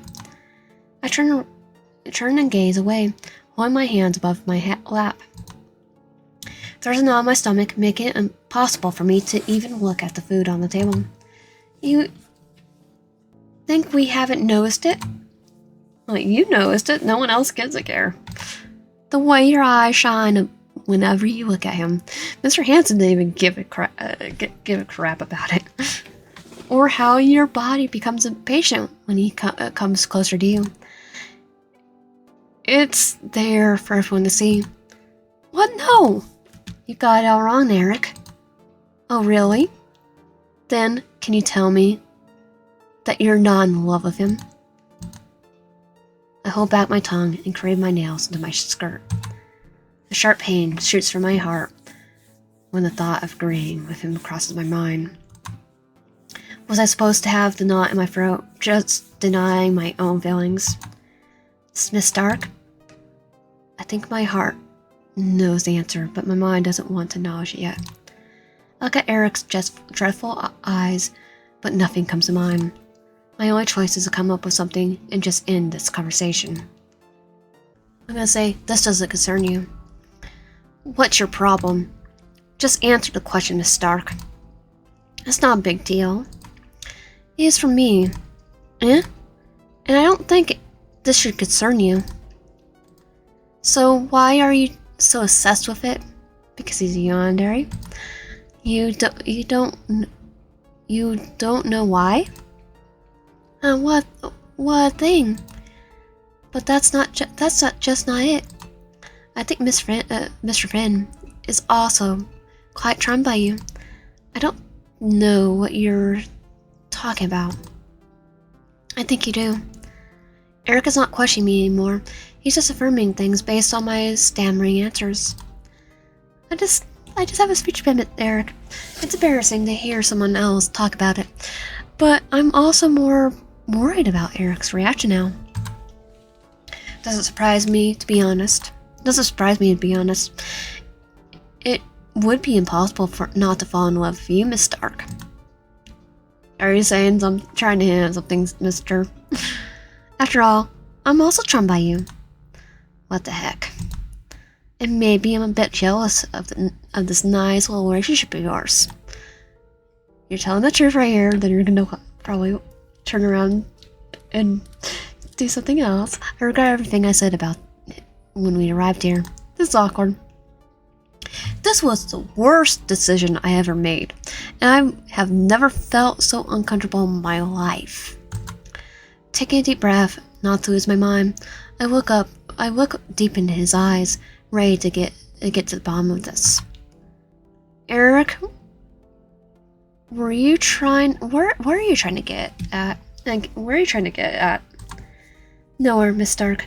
I just want to make sure you know it's wrong. What? Yes, there's a rule that teachers shouldn't be in a relationship with each other within the same school. Well, tell that to my teachers in middle school. To my teachers in middle school. And I'm pretty sure there's a entire list. I think there was 2 that were actually married in my high school too. And I know there was one where 2 teachers had the last name. Oh, they're twins. They're related. No, they married twins. Still, there's a rule that teachers shouldn't be in a relationship with each other within the same school. Okay, show it in my contract. If it's not in my contract, it does not exist. It goes against the ethics, and it could easily damage the school's reputation if someone knows about it. If somebody knows about it. I feel a shiver run down my spine when I hear him saying someone. Now I know why he wanted to have this lunch with me so badly. He wanted to friend me. I'm not worried about that. I'm not worried about it. I told you, we're not going out. But that's not enough. What? I mean, everyone looking at you two would think differently. So, Eric, I know what you're getting at, so I'm gonna get a spray bottle. And that could bring up rumors, you know. Yeah. Like I said, there was 2 that were literally dating.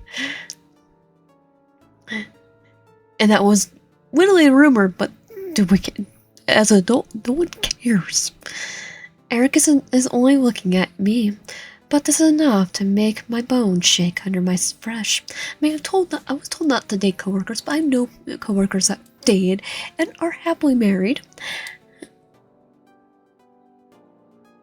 Like, about 3 of them. Technically, no, 2 of them. On top of my head, that I know literally dated in 3 or 4 that really dated and are still together. Eric is looking at me, but this is enough to make my bones shake under my flesh. Actually, no, 5. Now I think about it. Just saying you should be careful.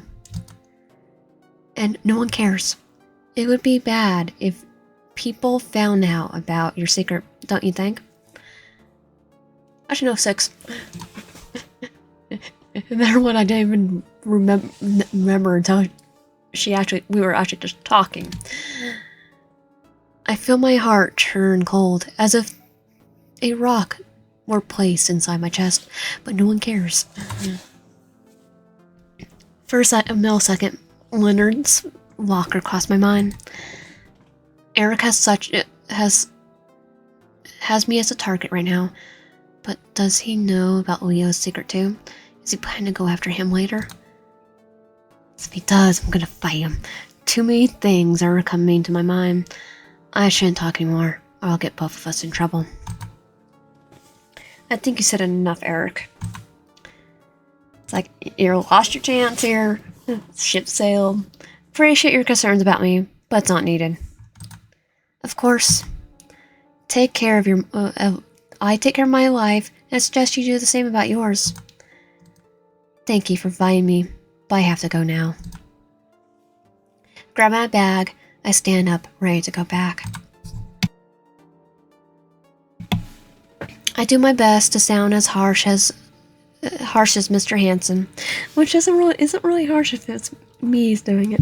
But I think my shaking legs give me a little bit. give me trouble a little bit. No, if it was me, I'd probably be worse than Mr. Hanson.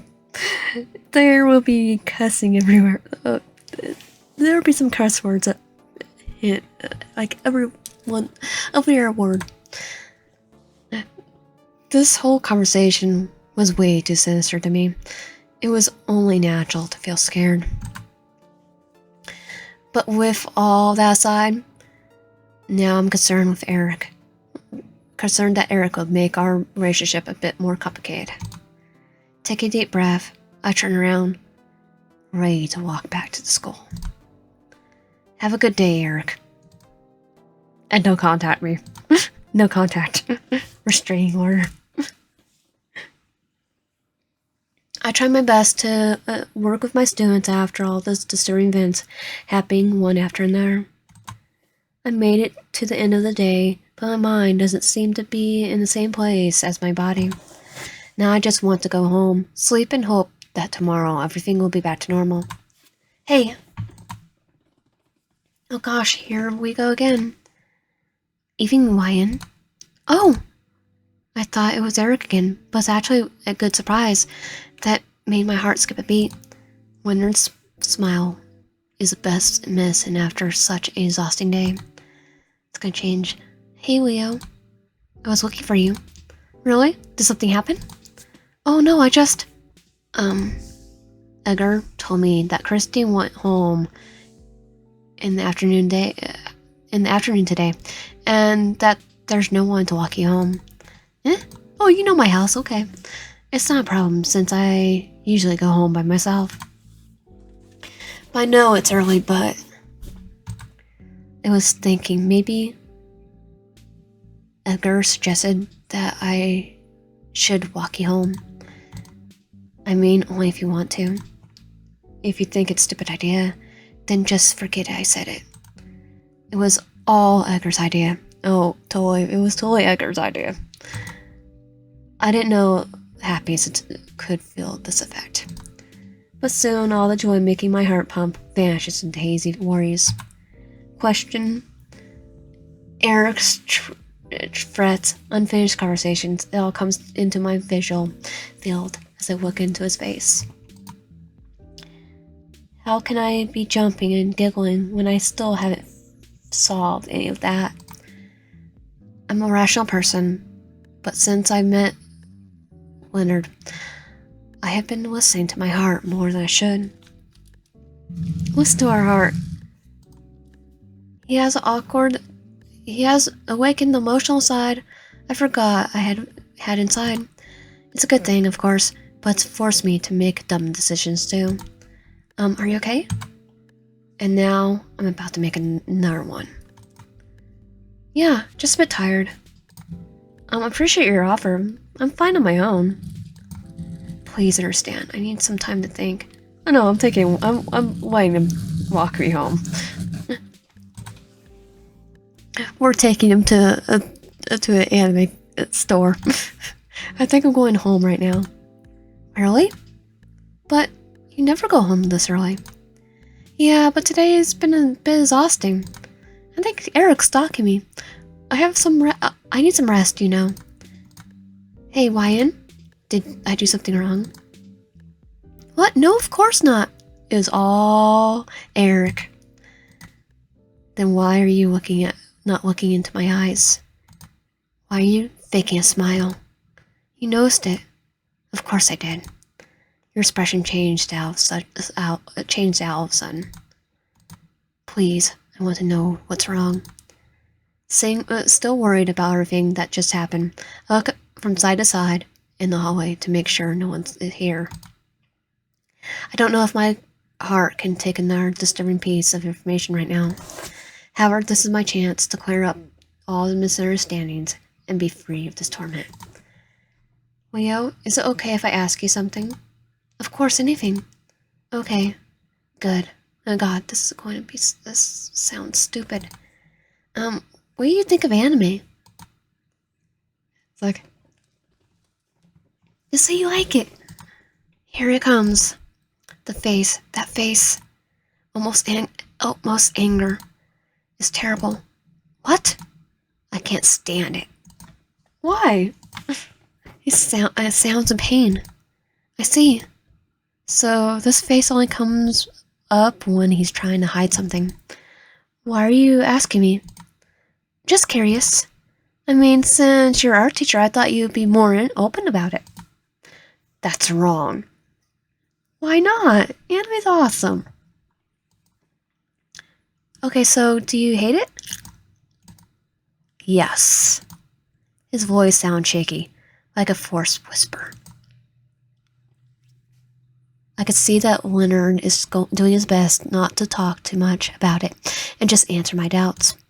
I look down, finding his hand, holding tight his bag as if that's his last thread of hope. Leo, are you okay? You look like you're going to cry. I'm fine. All good.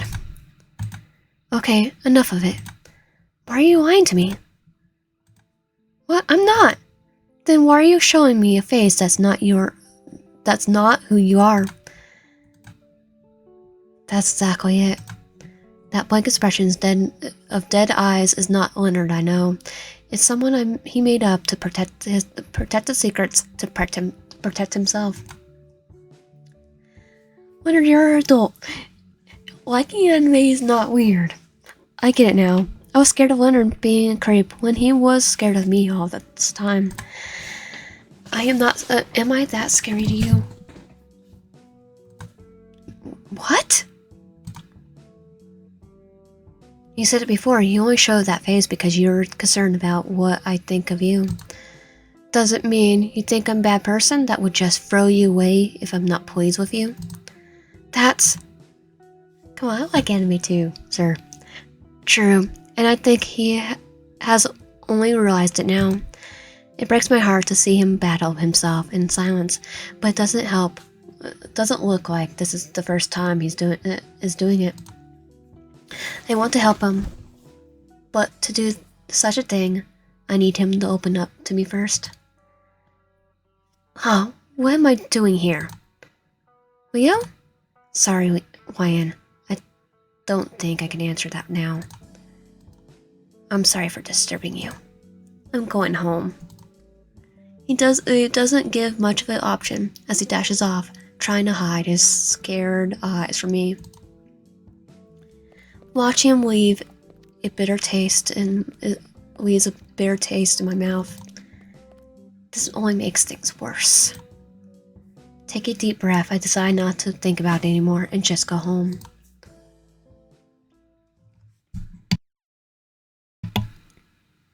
Sitting on the couch, I try to put my thoughts in place.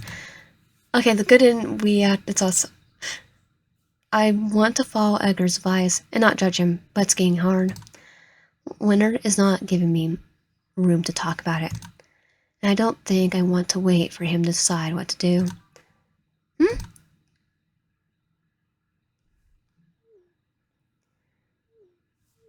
He's giving me the creeps. Honestly, I think he said something about to me to Wyan at lunch. She's acting strange. Do you think he knows about me? Edgar, answer me.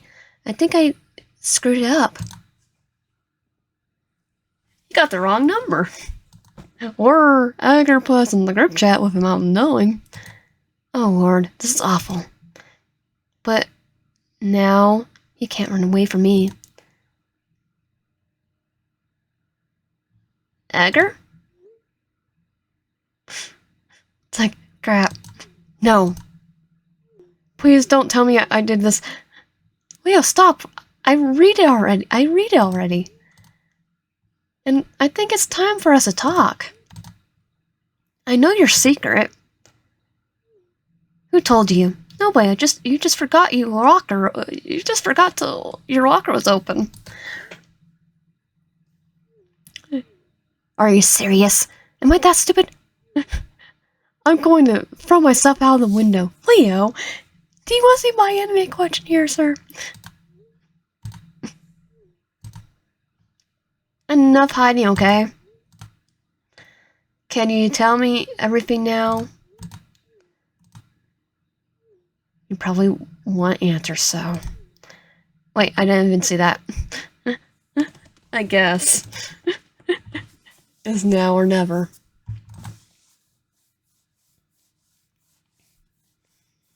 I'm nervous. I'm so damn nervous. I could explode. Here I am, standing in front of Leonard's house, waiting for him to answer the door. I have been walking back and forth since I rang his doorbell. I can't just I just can't stay put with all these weird thoughts stream my feelings wild in my veins. The only thing that keeps me sane is in this situation is the look in his neighborhood.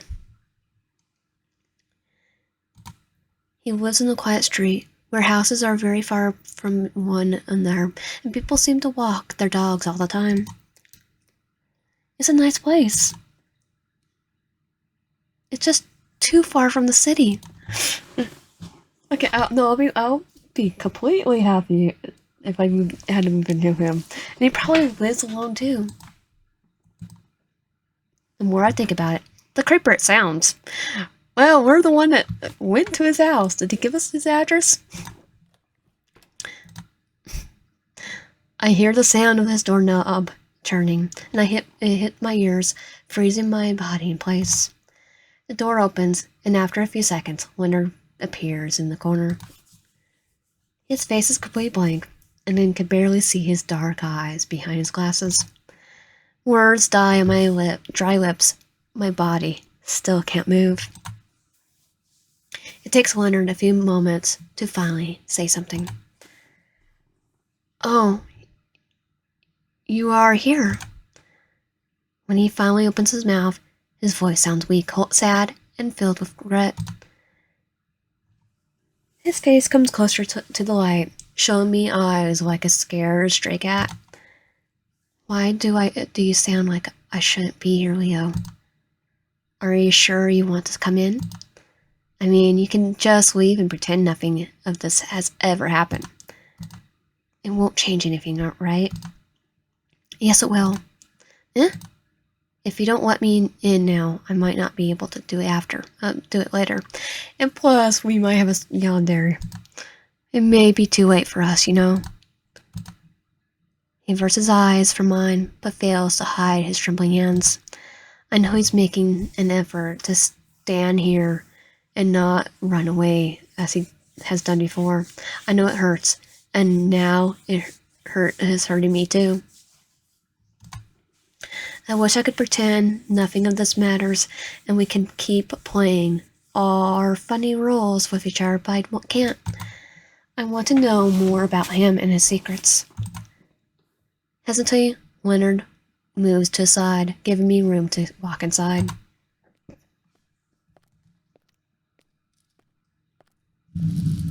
A few steps inside is enough to put my heart at ease. His house looks neat and comfortable. The living room's design is minimalistic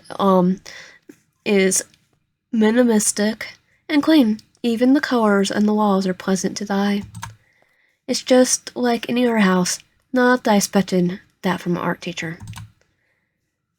But exactly what I was expecting to see from not what I was expecting from an art teacher, but exactly what I expected to see from a kind man who's been around me for so long.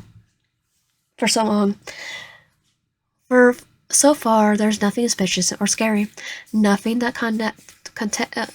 connects his reaction from before. So what now? Should I wait for him to say something, or do I start talking? Upstairs. Eh? I know words would be enough to explain it. I know words won't be enough to explain it. You must see. Okay. Come with me. Okay. This is going to be okay. This is going to be okay. It's totally not going to end up in a horror movie. His sad eyes now look serious, trying to mask his insecurities with a brave facade. I want to tell him to stop and just talk to me, but I hear I fear that if I say something, I may scare him away. Nodding silently, I follow him to the stairs on the corner. He guides me through the corridor until we finally reach a closed door at the end. Leonard takes a deep breath, closing his eyes, and slowly grabs the doorknob. The door opens. He doesn't follow me inside. Instead, he waits at the entrance, avoiding my gaze. I take a step inside, only one, enough to not move again. Okay, I love the room. That kind of looks like a keyboard to me. So, it literally is... This is a normal room. Yes, it's anime stuff. But... I want more posters on my wall. Blue-colored posters blend on the walls, melting into a beautiful sky like color on the floor. Shelves are filled with smiles, winks, and cute little dresses on a cute little dolls. Oh, cute, yeah, they're adorable. I want hair like that. It's magical, girl. Posters, bedsheets, and even lamps decorated with every color of the room, with the same cheerful image. I have anime stuffed on my bed too, so I'm like, I can't judge. His room is completely different from the rest of the house. I feel like I've just stepped into a portal to a museum for magical anime girls. You mean, like brain fart, magical girls. You know,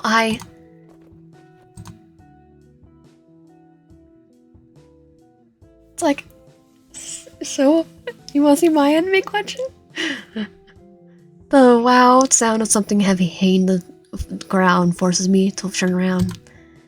Words fall in my lips when I see Leonard throwing his body to my feet, reaching for my hands as he hides his blushing face. Please stop, don't hate me, Lion. Don't be disgusted. I tried so hard not to let you know about it, but I screwed it up. I'm sorry. What are you talking about? Why would I hate it? Because everyone does. I feel his grip tying on my hand, and I realize how much his fingers are shaking. How many times have people looked down on him? How many times did he have to fake those smiles and lie to himself to be safe from the pain? I look around the room again. There's not an ounce of dust or dirt around.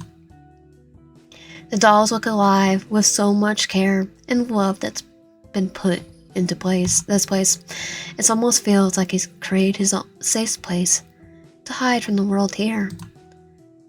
I was right about his fears, and I was right to come over today. Look, I'm not gonna lie, I'm shocked to see it, but it's not something that will make me hate you. Plus, it's like, you can see mine.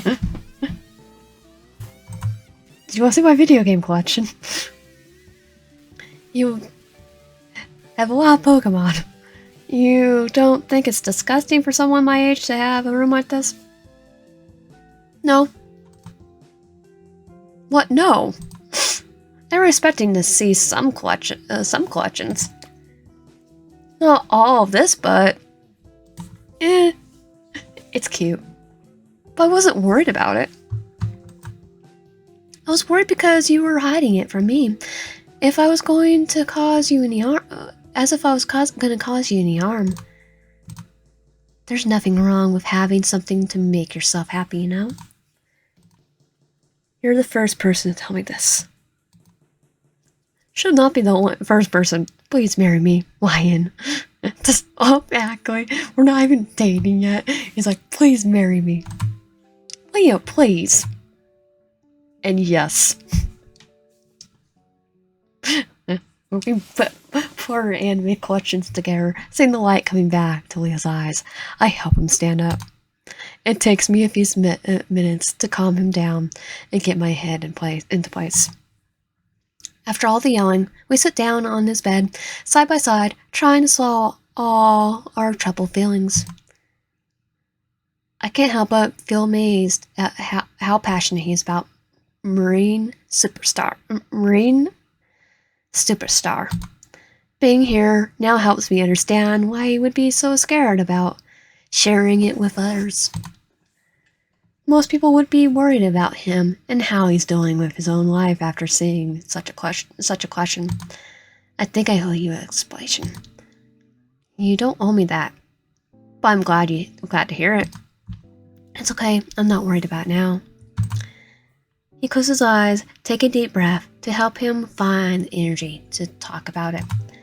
Just like the last time in my classroom, Leonard looks around his shelves, trying to make sense of his memories quietly. I think I was in college when I first heard of Marine Superstar. I was going through a lot, and I didn't have anyone around me to help. That's when she came into my life like a light in the dark. Okay. I didn't have that experience, but One Piece. Always been there for me. At first, it was just a distraction to keep my mind away from my problems, you know? Like watching it every night when I couldn't fall asleep, or when I was feeling down. It was fun and really helped me keep my mind in place. Lowering his gaze, he shows me a smile, but not that smile I'm so used to seeing. It's something honest and hurtful. For a moment, Leonard looks like a picture from another time. My roommate didn't mind, but I bought the first doll. It was a small keychain. I found in the mall. It was cute. I just couldn't resist buying it. I told myself to buy only one because I couldn't afford to waste money on it. But I failed, obviously. Yeah, obviously, but it is cute. Oh, fleshy. Okay, I love the big fleshy. I failed, obviously. A few weeks later, I found myself buying posters, more keychains, and pins, and I also got a few glances as bonus. Then my first figure came along with people making fun of it. Everyone was telling me to get rid of it before I graduated, or else I'll regret it. I think you'll only regret it if it was getting a tattoo, not a figure. I realized that even when I found myself to make me feel good, I found something to make me feel good, I was still the same lonely loser. Leonard is not trying to hide the sadness behind fake emotions anymore. He's showing me his heart scars with no fear. The least I could do is listen to him and make sure he feels safe with me. But even so, Marine never stopped smiling at me. She was my best friend, and she did use her magic to heal me when I was in pain. That's me with the straw hats. It was really annoying to hear people asking me to get rid of what made me feel happy. His fists were clenched above his thighs. His eyes faced the floor, seeing pictures of a time of hatred. Worried, I tap his shoulder in an attempt to remind him where he is right now. The light touch scares him at first, slowly bringing him back into his moment. His eyes watch me guiltily. Not even the smile on my lips is enough to ease the weight on his shoulders. I don't want him to regret the things that happened. I just want him to be honest with me. I'm not sure if you're like those people, Ryan, but after seeing this situation repeat so many times, I thought it was best not to let you know. Because I like you. And I really want you to like me too. Hearing Leonard's explaining his reasons made my heart stumble several times as it beats. But nothing has made me dig my nails into the mattress under me like hearing his last wish. Scratching the back of his neck, clumsily he confessed feelings he's embarrassed to hear. To be honest, when I first saw you, it made me think of Maureen. Eh? Yeah, your smile. It made me feel the same way she does. But it took me a lot of time to realize it. I think it was the day in your classroom that things started to connect. I could understand why I was telling you everything and why you made me feel safe. I can understand all those feelings because I've never felt that way outside of this room. Unlike before, this time Leonard didn't seem afraid to talk about his loneliness. Now I'm finally looking at his fragile heart and I'm ready to brace it. It was something new for my heart to understand so quickly. Maybe that's why it's so hard for me to be honest with you. I thought hiding this part of me would be better, but I guess that was stupid. Well, it's kind of weird because I ended up liking you. And now that I see who you really are, I think I like you even more. The feeling arose in his heart before the meaning of my words. His eyes opened widely, like something that just exploded inside him, like a feeling he's witnessed for the first time.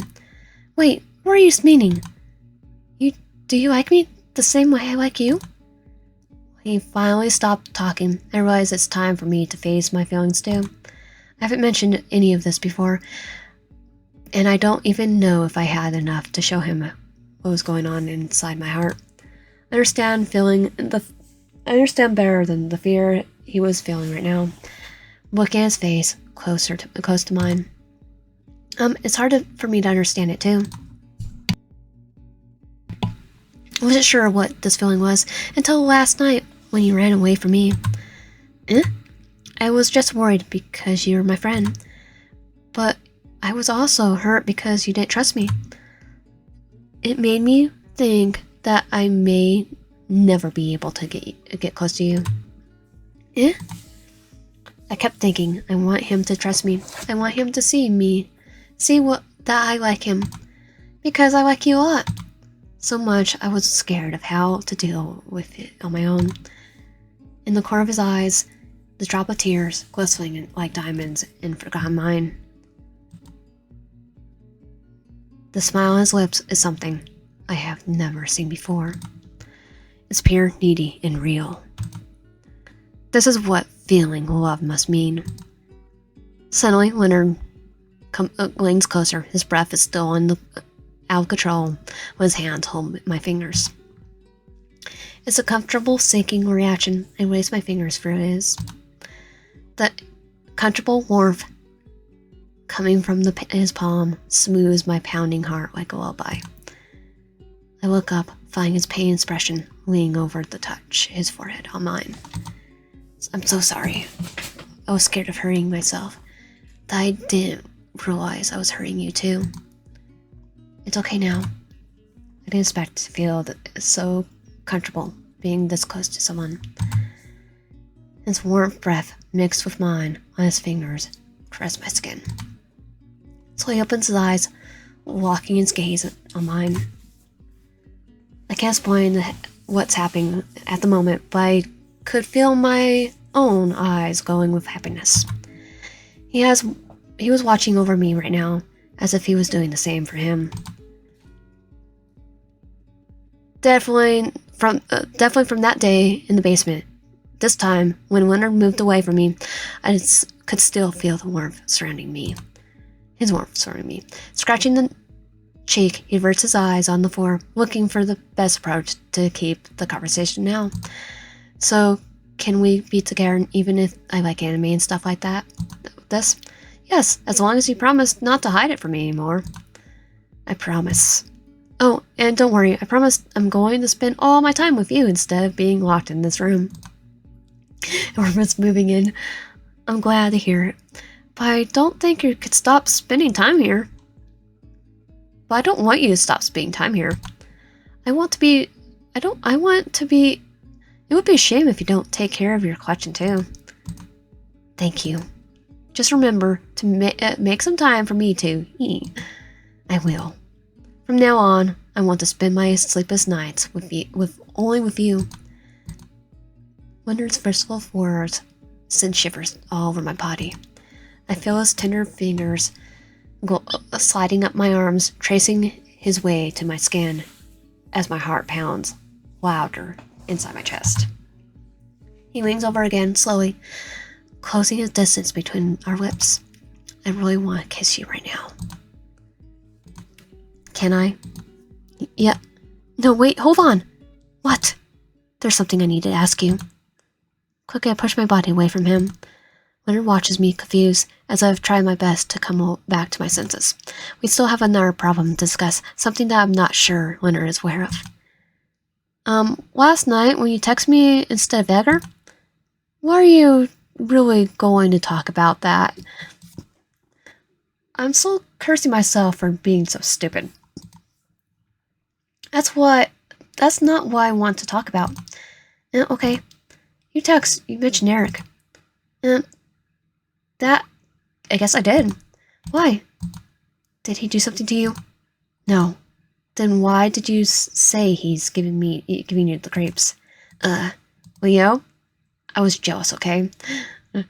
He's getting ideas from the bad route. For a moment, all I could do is stare at him, blankly, quietly.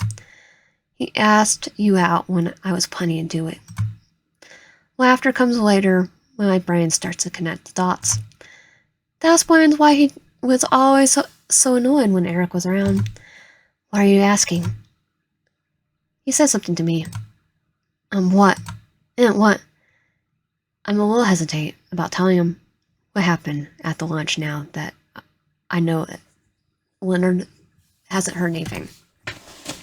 I'm worried about how he would react and how it would make him more insecure than he already is. As I debate what to do, I feel something warm and caring holding my hand again. He's trying to support me, even if that worried expression is still resting on his face. Take a deep breath. I start talking about it. I tell him about Eric's approach, his threats, and how uncomfortable he made me feel the whole time. Leonard's listening to me quietly, paying attention to every move with fear in his eyes. But once I'm done, his expression changes into anger and frustration. That's bullcrap. He's making up. I haven't heard of that role. What? Like that in Santa Rica? Then why would he say that? Because he's Yandere. Do you think he was joking? Does it sound like that? It doesn't sound like that to me. Yeah, right. So what do we do? Call the cops on him. He might have some stuff. He might have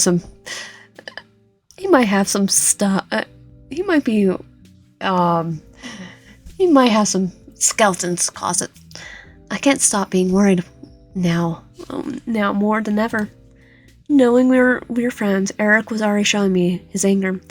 How is he going to react when he hears about us being together? I have no idea what he's planned, but just looking at Eric's face was enough to send alerts all over my body. I'm going to talk to Thomas about it tomorrow. I'll let him know what Eric told you about us. About us? Yes, I'll let everyone know that we're together now. Are you sure? Yes, enough hiding, right? Eric will have to accept it. And if he dares to do anything against it, everyone will know. Smart. The first thing that came to my mind when Leonard said that were the dangers we would put ourselves in if Eric was planning something bad. I won't deny that I was to agree to this.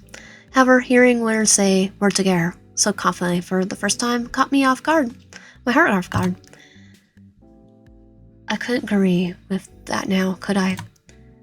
Come closer again. Leo nuzzes my hair, making me giggle. Now, can I kiss you? Oh gosh, we'll just do it. With no reason to hold back, Leonard leans in, touching his lips softly against mine. Sweet scents feelings and flavors never tasting before were messing with all my senses. I was feeling dizzy in his love. I think it was the same for him. Slowly his body came on top of me, gently pushing me down on the mattress. Easy, Leonard. Easy. I don't fight it. I just want him to stop there. Putting my arms around his neck, I pull him down to the bed with me. Leonard moves away just to look into my face. His smirk makes my heart flutter. I didn't know Leonard would make me feel this way. I think I may have just found my real-life Mario Moon superstar. And I'm not letting anyone else have it. Because I'm going to become Yandere now. It's strange how things just happen between us. I don't know if this is how a love story is supposed to be, but I don't care. This awkward encounter has broken the chains holding us back from being who we are. Maybe it's a strange way, this is the perfect happy ever after I have dreamed of for a long time. Right now, I think we're both ready to fight for each other in this cruel world.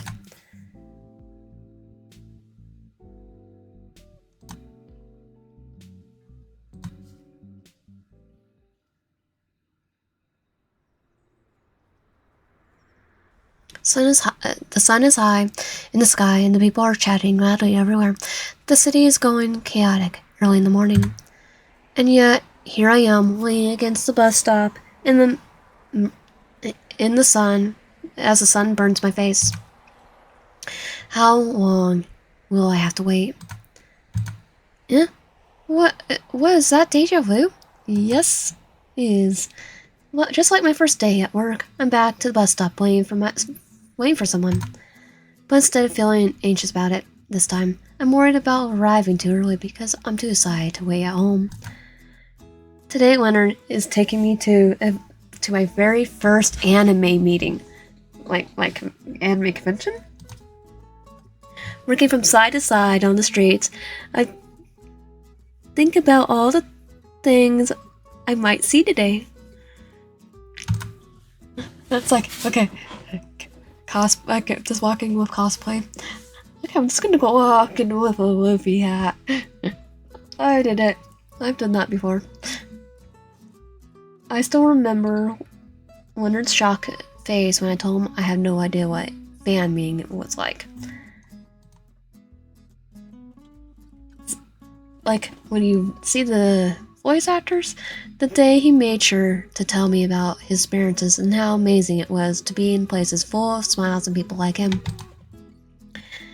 Convention. It sounds so magical to me that I end up agreeing to go with him to next time an event like that happened here. It's been months, but it finally happened. Now I'm here, waiting for him after spending 2 weeks long planning the whole thing. It was a bit exhausting to keep up with his plans, but it was also interesting. Last night, when I called to check on him, Leonard sounded both nervous and joyful to share this moment with me. That's why I'm so sad to see him today and see what his world looks like. This is the first time I'm going to accompany him into something he loves, so I will make sure to pay attention and make good memories with him. I think we deserve to have a little fun after all that happened. Okay, what did happen to Eric? Leonard's secret, our relationship and Eric. One misunderstanding led to another and until we had no place to run. After that day in Leonard's room, we decided to meet everyone and talk about what's happening. Well, Edgar still teases Leonard about the chat room mistake, and Christy is always around me to make sure I'm happy with him. But as expected, Eric didn't react well to it. In fact, he starts stalking me even more. He didn't try anything against us, especially because he knew Thomas was on our side, but it was all over his face that my decision to be with Leonard hurt him, because he likes us too, and he's a yandere. 2 days after our relationship became official, Eric was gone, leaving no trace behind. I think he's still following us. At first, it was scary. We couldn't predict what he was planning, or if he was planning anything at all. I still remember that distressing week well. Leonard would spend most nights with me at my house, and on the weekend, I would sleep at his house. We kept the routine for months until we were finally safe again. It's been only 3 weeks since we went back to our normal daily lives, and sometimes we still look over our shoulders. It's hard not to keep our guard up all the time, but at least it's not an issue holding us back from living like before. Taking a long breath, I look up at the sky. Not a single cloud in the sky, only hopeful blue color above our heads. That same color I want to paint our future. Lion. Deep in my thoughts, I hear a voice running towards me, timidly calling my name. A soft, gentle voice, shouting broken words on trembling lips.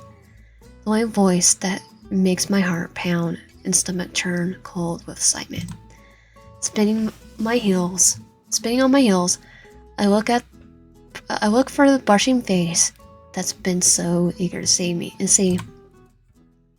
However, when I see him, my cheerful expression freezes as my eyes only stare dumbfounded.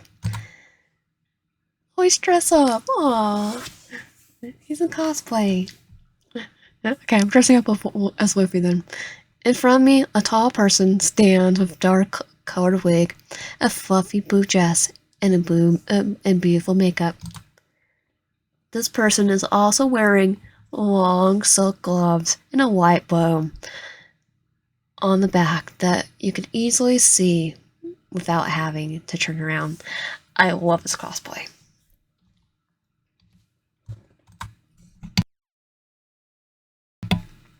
This person is Leonard Moonstar. A superstar. Moonstar. My brain's tired. For long minutes, the shock forces me to remain silent. All I do is stare at him, and up and down a few times in awe. The man in front of me is my boyfriend, and he looks prettier than any girl I've ever seen. Hey. Sorry to keep you waiting. Hearing his voice brings my attention back to his face, only to realize the face behind it. Leonard's holding a gentle smile. His hands are tightening his grip around his wand. He's out of breath, but I didn't think it's because of running to meet me. After all the time together, I learned from his low confidence and issues with showing himself to others. Looking at him now, I can't imagine how hard it must be for him to come out of the house like this. But it's adorable. His smile slowly fades away. I think staying quiet isn't helping him feel better. Oh no, don't worry. It's my fault for coming early. Really? Yeah, and looking at you, I totally understand your reasons. Why didn't you tell me you were going to dress up like this? I would have matched up. I would have cosplayed too, even though it would be Luffy. Or Persona 4 uniform. Because I wasn't going to. Decide last night when you called me. Seriously? Yeah, it's been a while since I did it. Last time I told myself I would never do it in public again, but you were excited, and made me excited. So I thought I wanted to do it one more time. His voice is loud, out of him, and choppy. Thanks to tears he's holding back in his throat. I can't tell if all these feelings taking over him are from relief or fear or freedom. But whatever it is, I have the confidence. I know it's confusing him, and that alone can drag him into a dark place.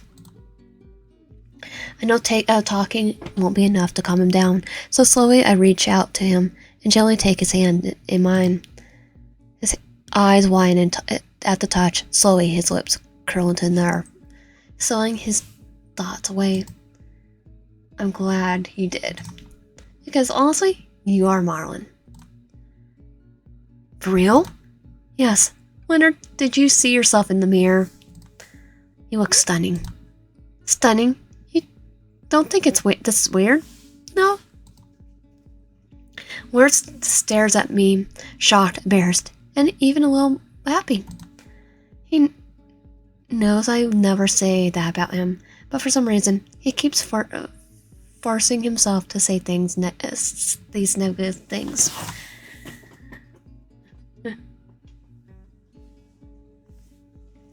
Leonard right now kind of reminds me of Leviathan from Obey Me.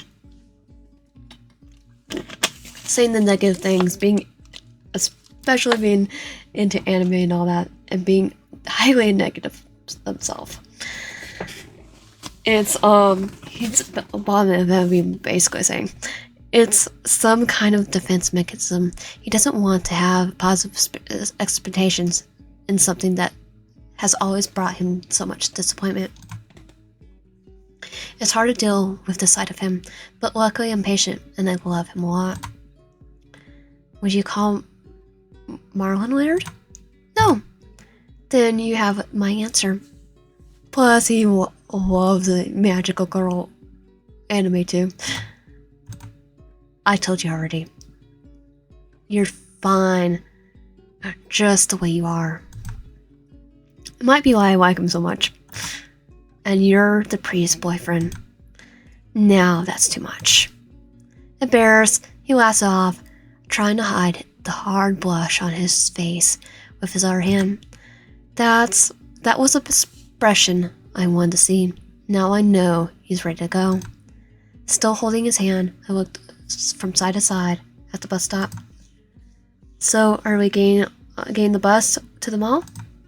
Yes, please. My shoes are killing me. What? The hills are not even that high. It's my first time, Lion. Show me some empathy. Oh gosh, I'm sorry. Wait, last time you cosplayed, you didn't use the hills? Why are you using the hills now? Then why are you laughing? He tried to scold me by dipping his voice, but it wasn't enough to hide his own smile. I can't wait to see the place. Yeah. Suddenly, he pulls that away from me, scratching the top of his cheek. That's a wet or he's hiding something from me. What's wrong? I think I mentioned it before. Just to make it clear, it's not a big event. How's it not that big? We've been planning everything for 2 weeks. I know. That's because I wanted to make it perfect for you, not because of the meeting. Oh, so I'm glad I gave you high expectations, but it's really not that special. He's doing that again, but this time he's worried about hurting me. Don't worry about that. I'm already having fun, and we're not there yet. Maybe it'll be better this time. Between laughs and affection, Leonard talks to me about what I can expect today, both good and bad things. The bus takes a little longer to arrive, but doesn't ruin our plans. The waiting was enough to give us more time to relax and enjoy each other's company.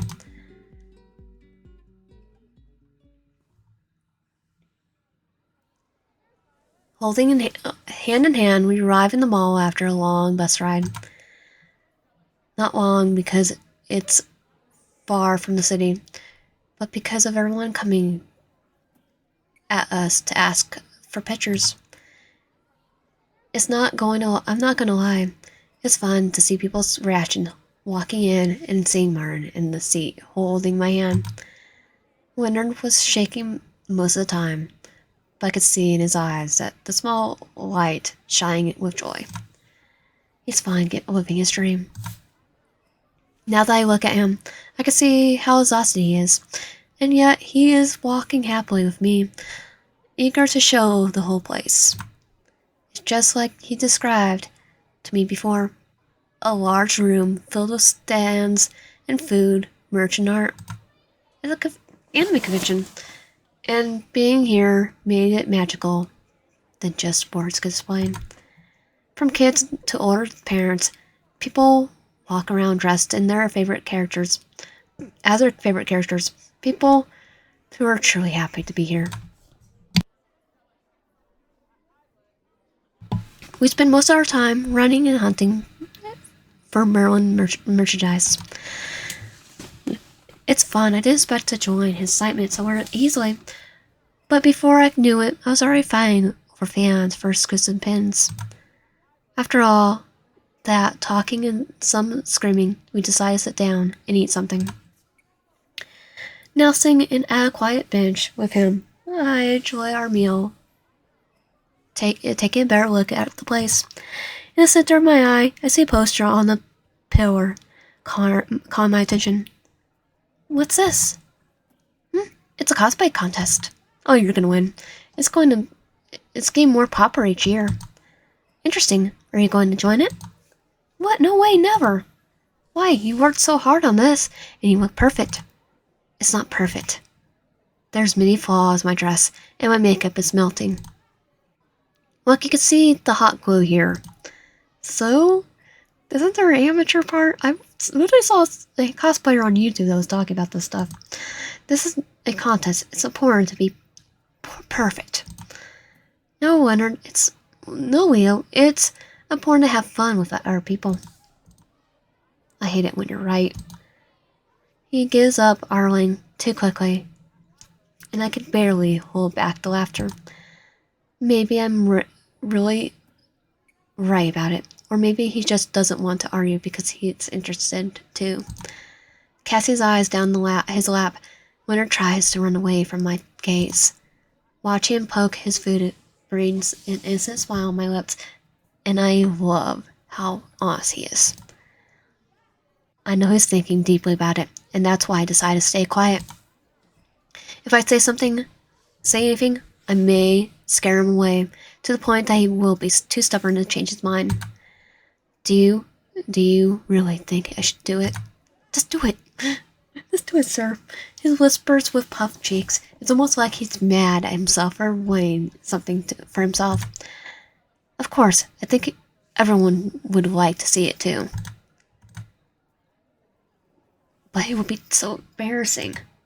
Because you haven't done it yet.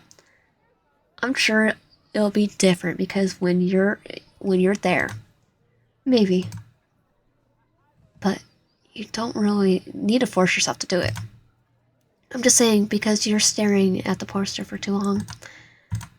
I know you want to do it, so go for it. Biting his lip, he looks at the poster again, and then back at the floor. There's a battle happening inside of him when only one side is going to win. After a few minutes of thinking, he holds his hand up again, trying his best to look serious. Okay, but you need to come with me. Of course I will. And I will tell everyone you're my boyfriend. Please don't. I'm happy to hear his decision. I only hope that under all this nervousness, he's happy too. I hope he's fine, and if he gives up, I'll be there to take him home.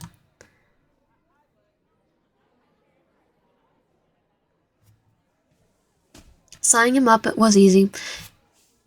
It didn't take longer than 5 minutes. The hard part came after when we found out the contest was about to start and he had no time to prepare. Our hard work to give him a confidence went down the drain in a matter of seconds. Leonard was panicking. While I was dragging him into the line, he told me to forget it because it was more important things to do, but I didn't listen to him. I would agree to give up if Leonard was telling me that, but those words came from the voice in his head. It took me around 10 minutes to calm him down, but I finally managed to control his breathing. Now staying by his side, we wait in line. I unbind my fingers, Leonard's shaking. We're a dysfunctional couple trying to help each other. I think I'm next. I look up. There's only 2 more people in front of him. Oh God. It's not much, but I think it will give me enough time to calm him down. Leo? Yes? The moment he turns to look at me, I jump on him, wrap my arms around his neck. For a second, he doesn't respond. He doesn't even breathe. Worried I might scare him, I hug him tightly, try to connect my heart to his. Slowly lets go of his thoughts, searching for my body to wrap it in a hug. You're going to be fine. How do you know that? Because you're Marmoon's superstar. She always finds her way to save the day. I didn't say that just to calm him down because that was what I was thinking of. That's what I think of him. When things are bad between us, he found a way to reach me. Yes, it was awkward and weird, but it worked. That Leonard. He knows his way, but it's not the same as others do. His expression softens, and the smile finally appears. I've finally reached his heart. Have I said that I love you today? I don't remember. I think I... Then let me say it, just in case. He leans back a little to look deeper into my eyes. He tilts his head, resting his hand on my waist. I love you, Ian, and I'm thankful for having you in my life. To be honest with you, I was worried about dressing up like this. I cried a few times because I was scared of what you would think. This confession takes me by surprise. I try to hide it. It's easy to see the painful feelings glistering down my throat. But every time I thought about giving up, I remember you telling me not to be ashamed of myself. So I did it because of you. I'm going to do it again, now, thanks to you. The smile on his face is pure and honest. That feels divine, almost like the light in the end of the dark tunnel. I know I will have a lot to learn before I can be confident, but I want to keep trying because of you. This is the first time I hear him talking so proudly of himself. My heart pounds as his face turns red with joy. I wing in close to the distance between us, but before I could touch him, we hear the staff calling his name. He looks up, nodding, then turns to me one last time, trying not to shake. Okay, here I go. Wait! What? I grab him by the bow tie and pull him into a kiss. It's suddenly awkward, but needed. I close my eyes, feeling my heart pounding against my chest, knowing he's probably staring widely at me. I pull back. I see his face burning in a shaky smile, coloring his expression. I love you. Now go and win the prize for us, Marlon. Leave it to me. Flashing me one last smile, he runs into the stage, not giving his thoughts a chance to look back. It's a cosplay contest with no prize at all. It's a black event for many who are just changing step for him. Watching from under, he looks exactly like a hero. I guess he's my heroine boy. He's my hero boy. I guess I say it. I will keep rooting for him until he sees what I'm seeing now.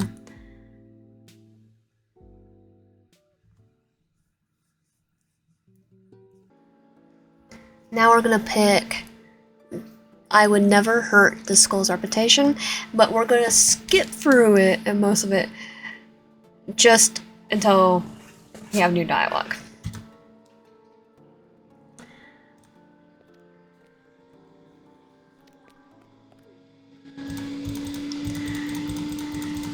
And again, we have to go for here again because we've already gone through this dialogue a whole, 2 times already.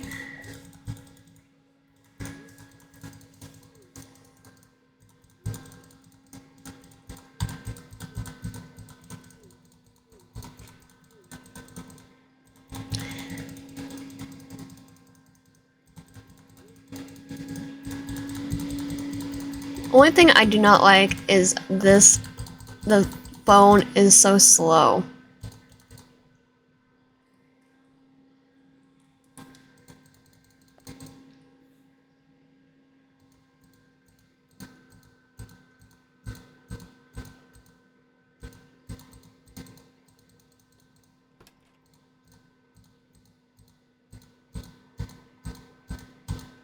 Come in. His voice sounds like an echo in the creepy chamber. All the lively colors on his face have turned pale. The man looks nothing like Leonard. Like a zombie searching for for brains. He turns his back to me, leaving the door open behind.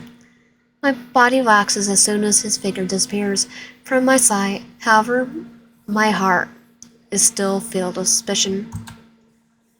Leo? Follow me. Please don't make me regret this.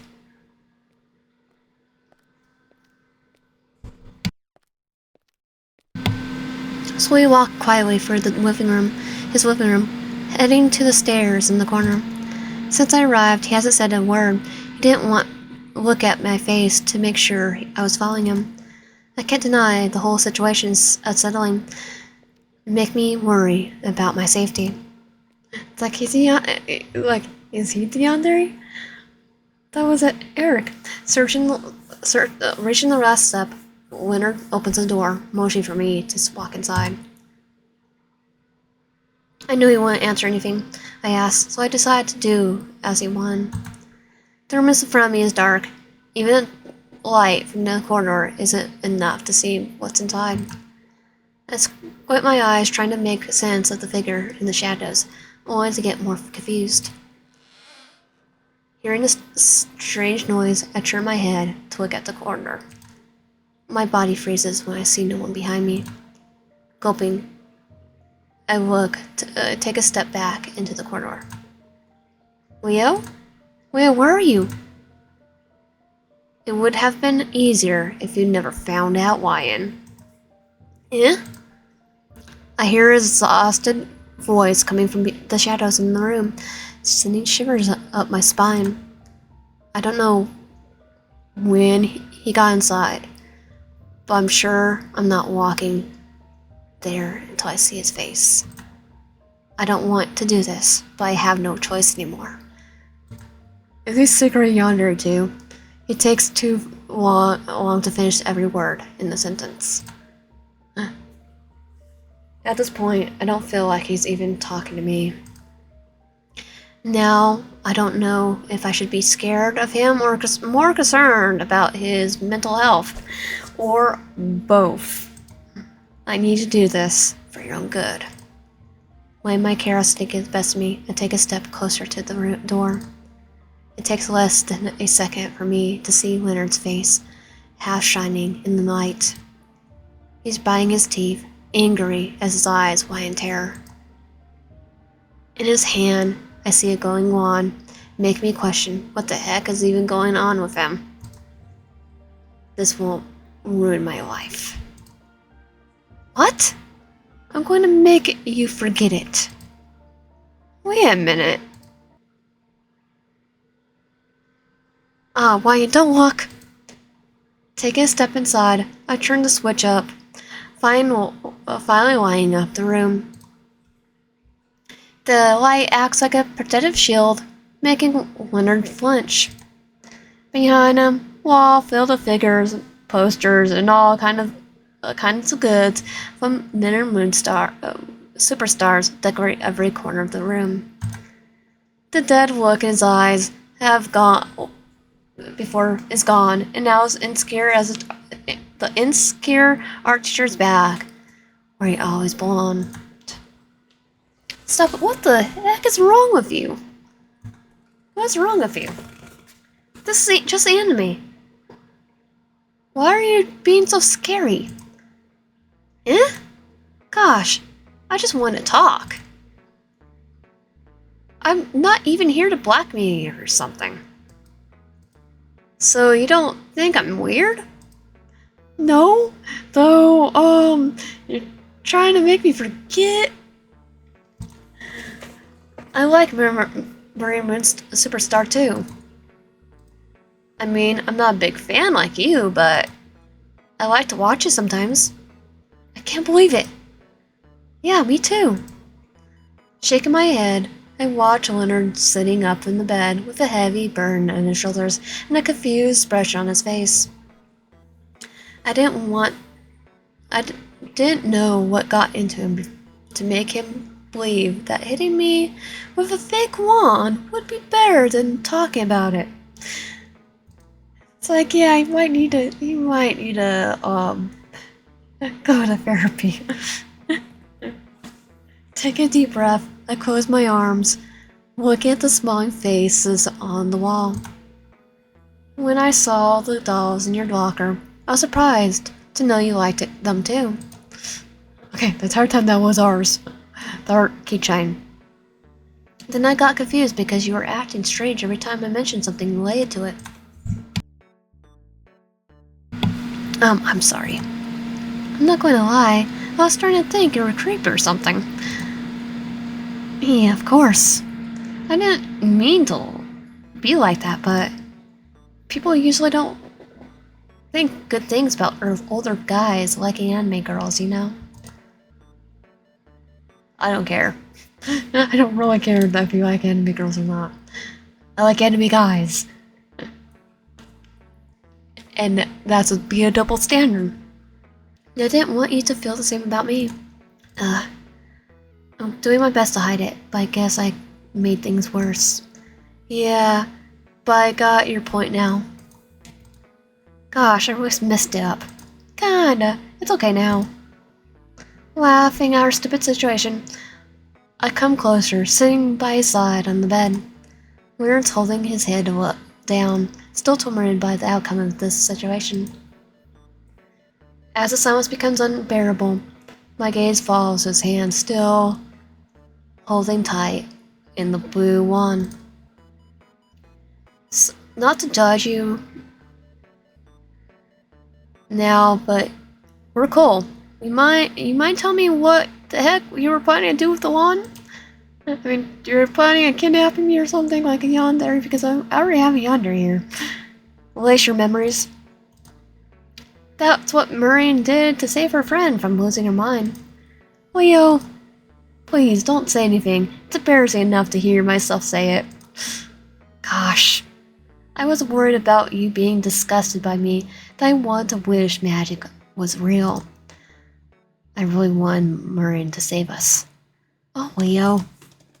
I think that's what Mr. Hanson was trying to tell me about the other day. Leonard is more innocent than he appears to be. He was willing to do anything for our friendship. Knowing that makes me feel warm inside. Well, I'm sure she'll take care of us. Eh?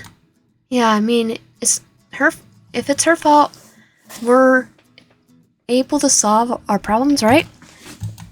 She brought us together, and I'm not going anywhere without you. We're friends, right? Yes. Just promise me you're not going to lie to me again. I promise. I hope she protects us from the troubles too. Seeing him smile reminds me of the things Eric said to us the other day. I considered telling Leo about it on my way to his house, and then I decided to keep my mouth shut. Seeing how sensitive he's about what others think of him makes me question whether it should be a good idea to bring it up now. Knowing that there might be a plan to harm us makes me nervous, but at the same time, it helps me keep my eyes open to our surroundings, to protect Leonard and our friendship without bringing him into this mess. Now, since you're here, would you like to see my collection? Yes. Smiling like a child, waiting for candy, Leonard surprised me again. But this time, instead of being concerned, my heart's filled with happiness. I thought you would never ask. He walks me to a shelf, showing me dolls, figures, and small merchandise, things I didn't even know could be done. Word can't hide his excitement anymore. I think it's the best version of him I have ever seen. The will Leonard. I was right to believe in him.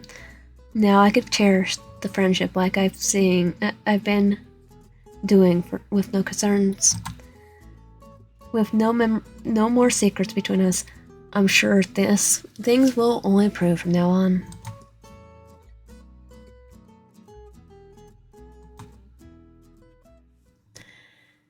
Aw, it's like there is him trying to be us with the wand. And that's it for today. If you like my content, please subscribe, like the bell, and comment below. I'll see you guys next time.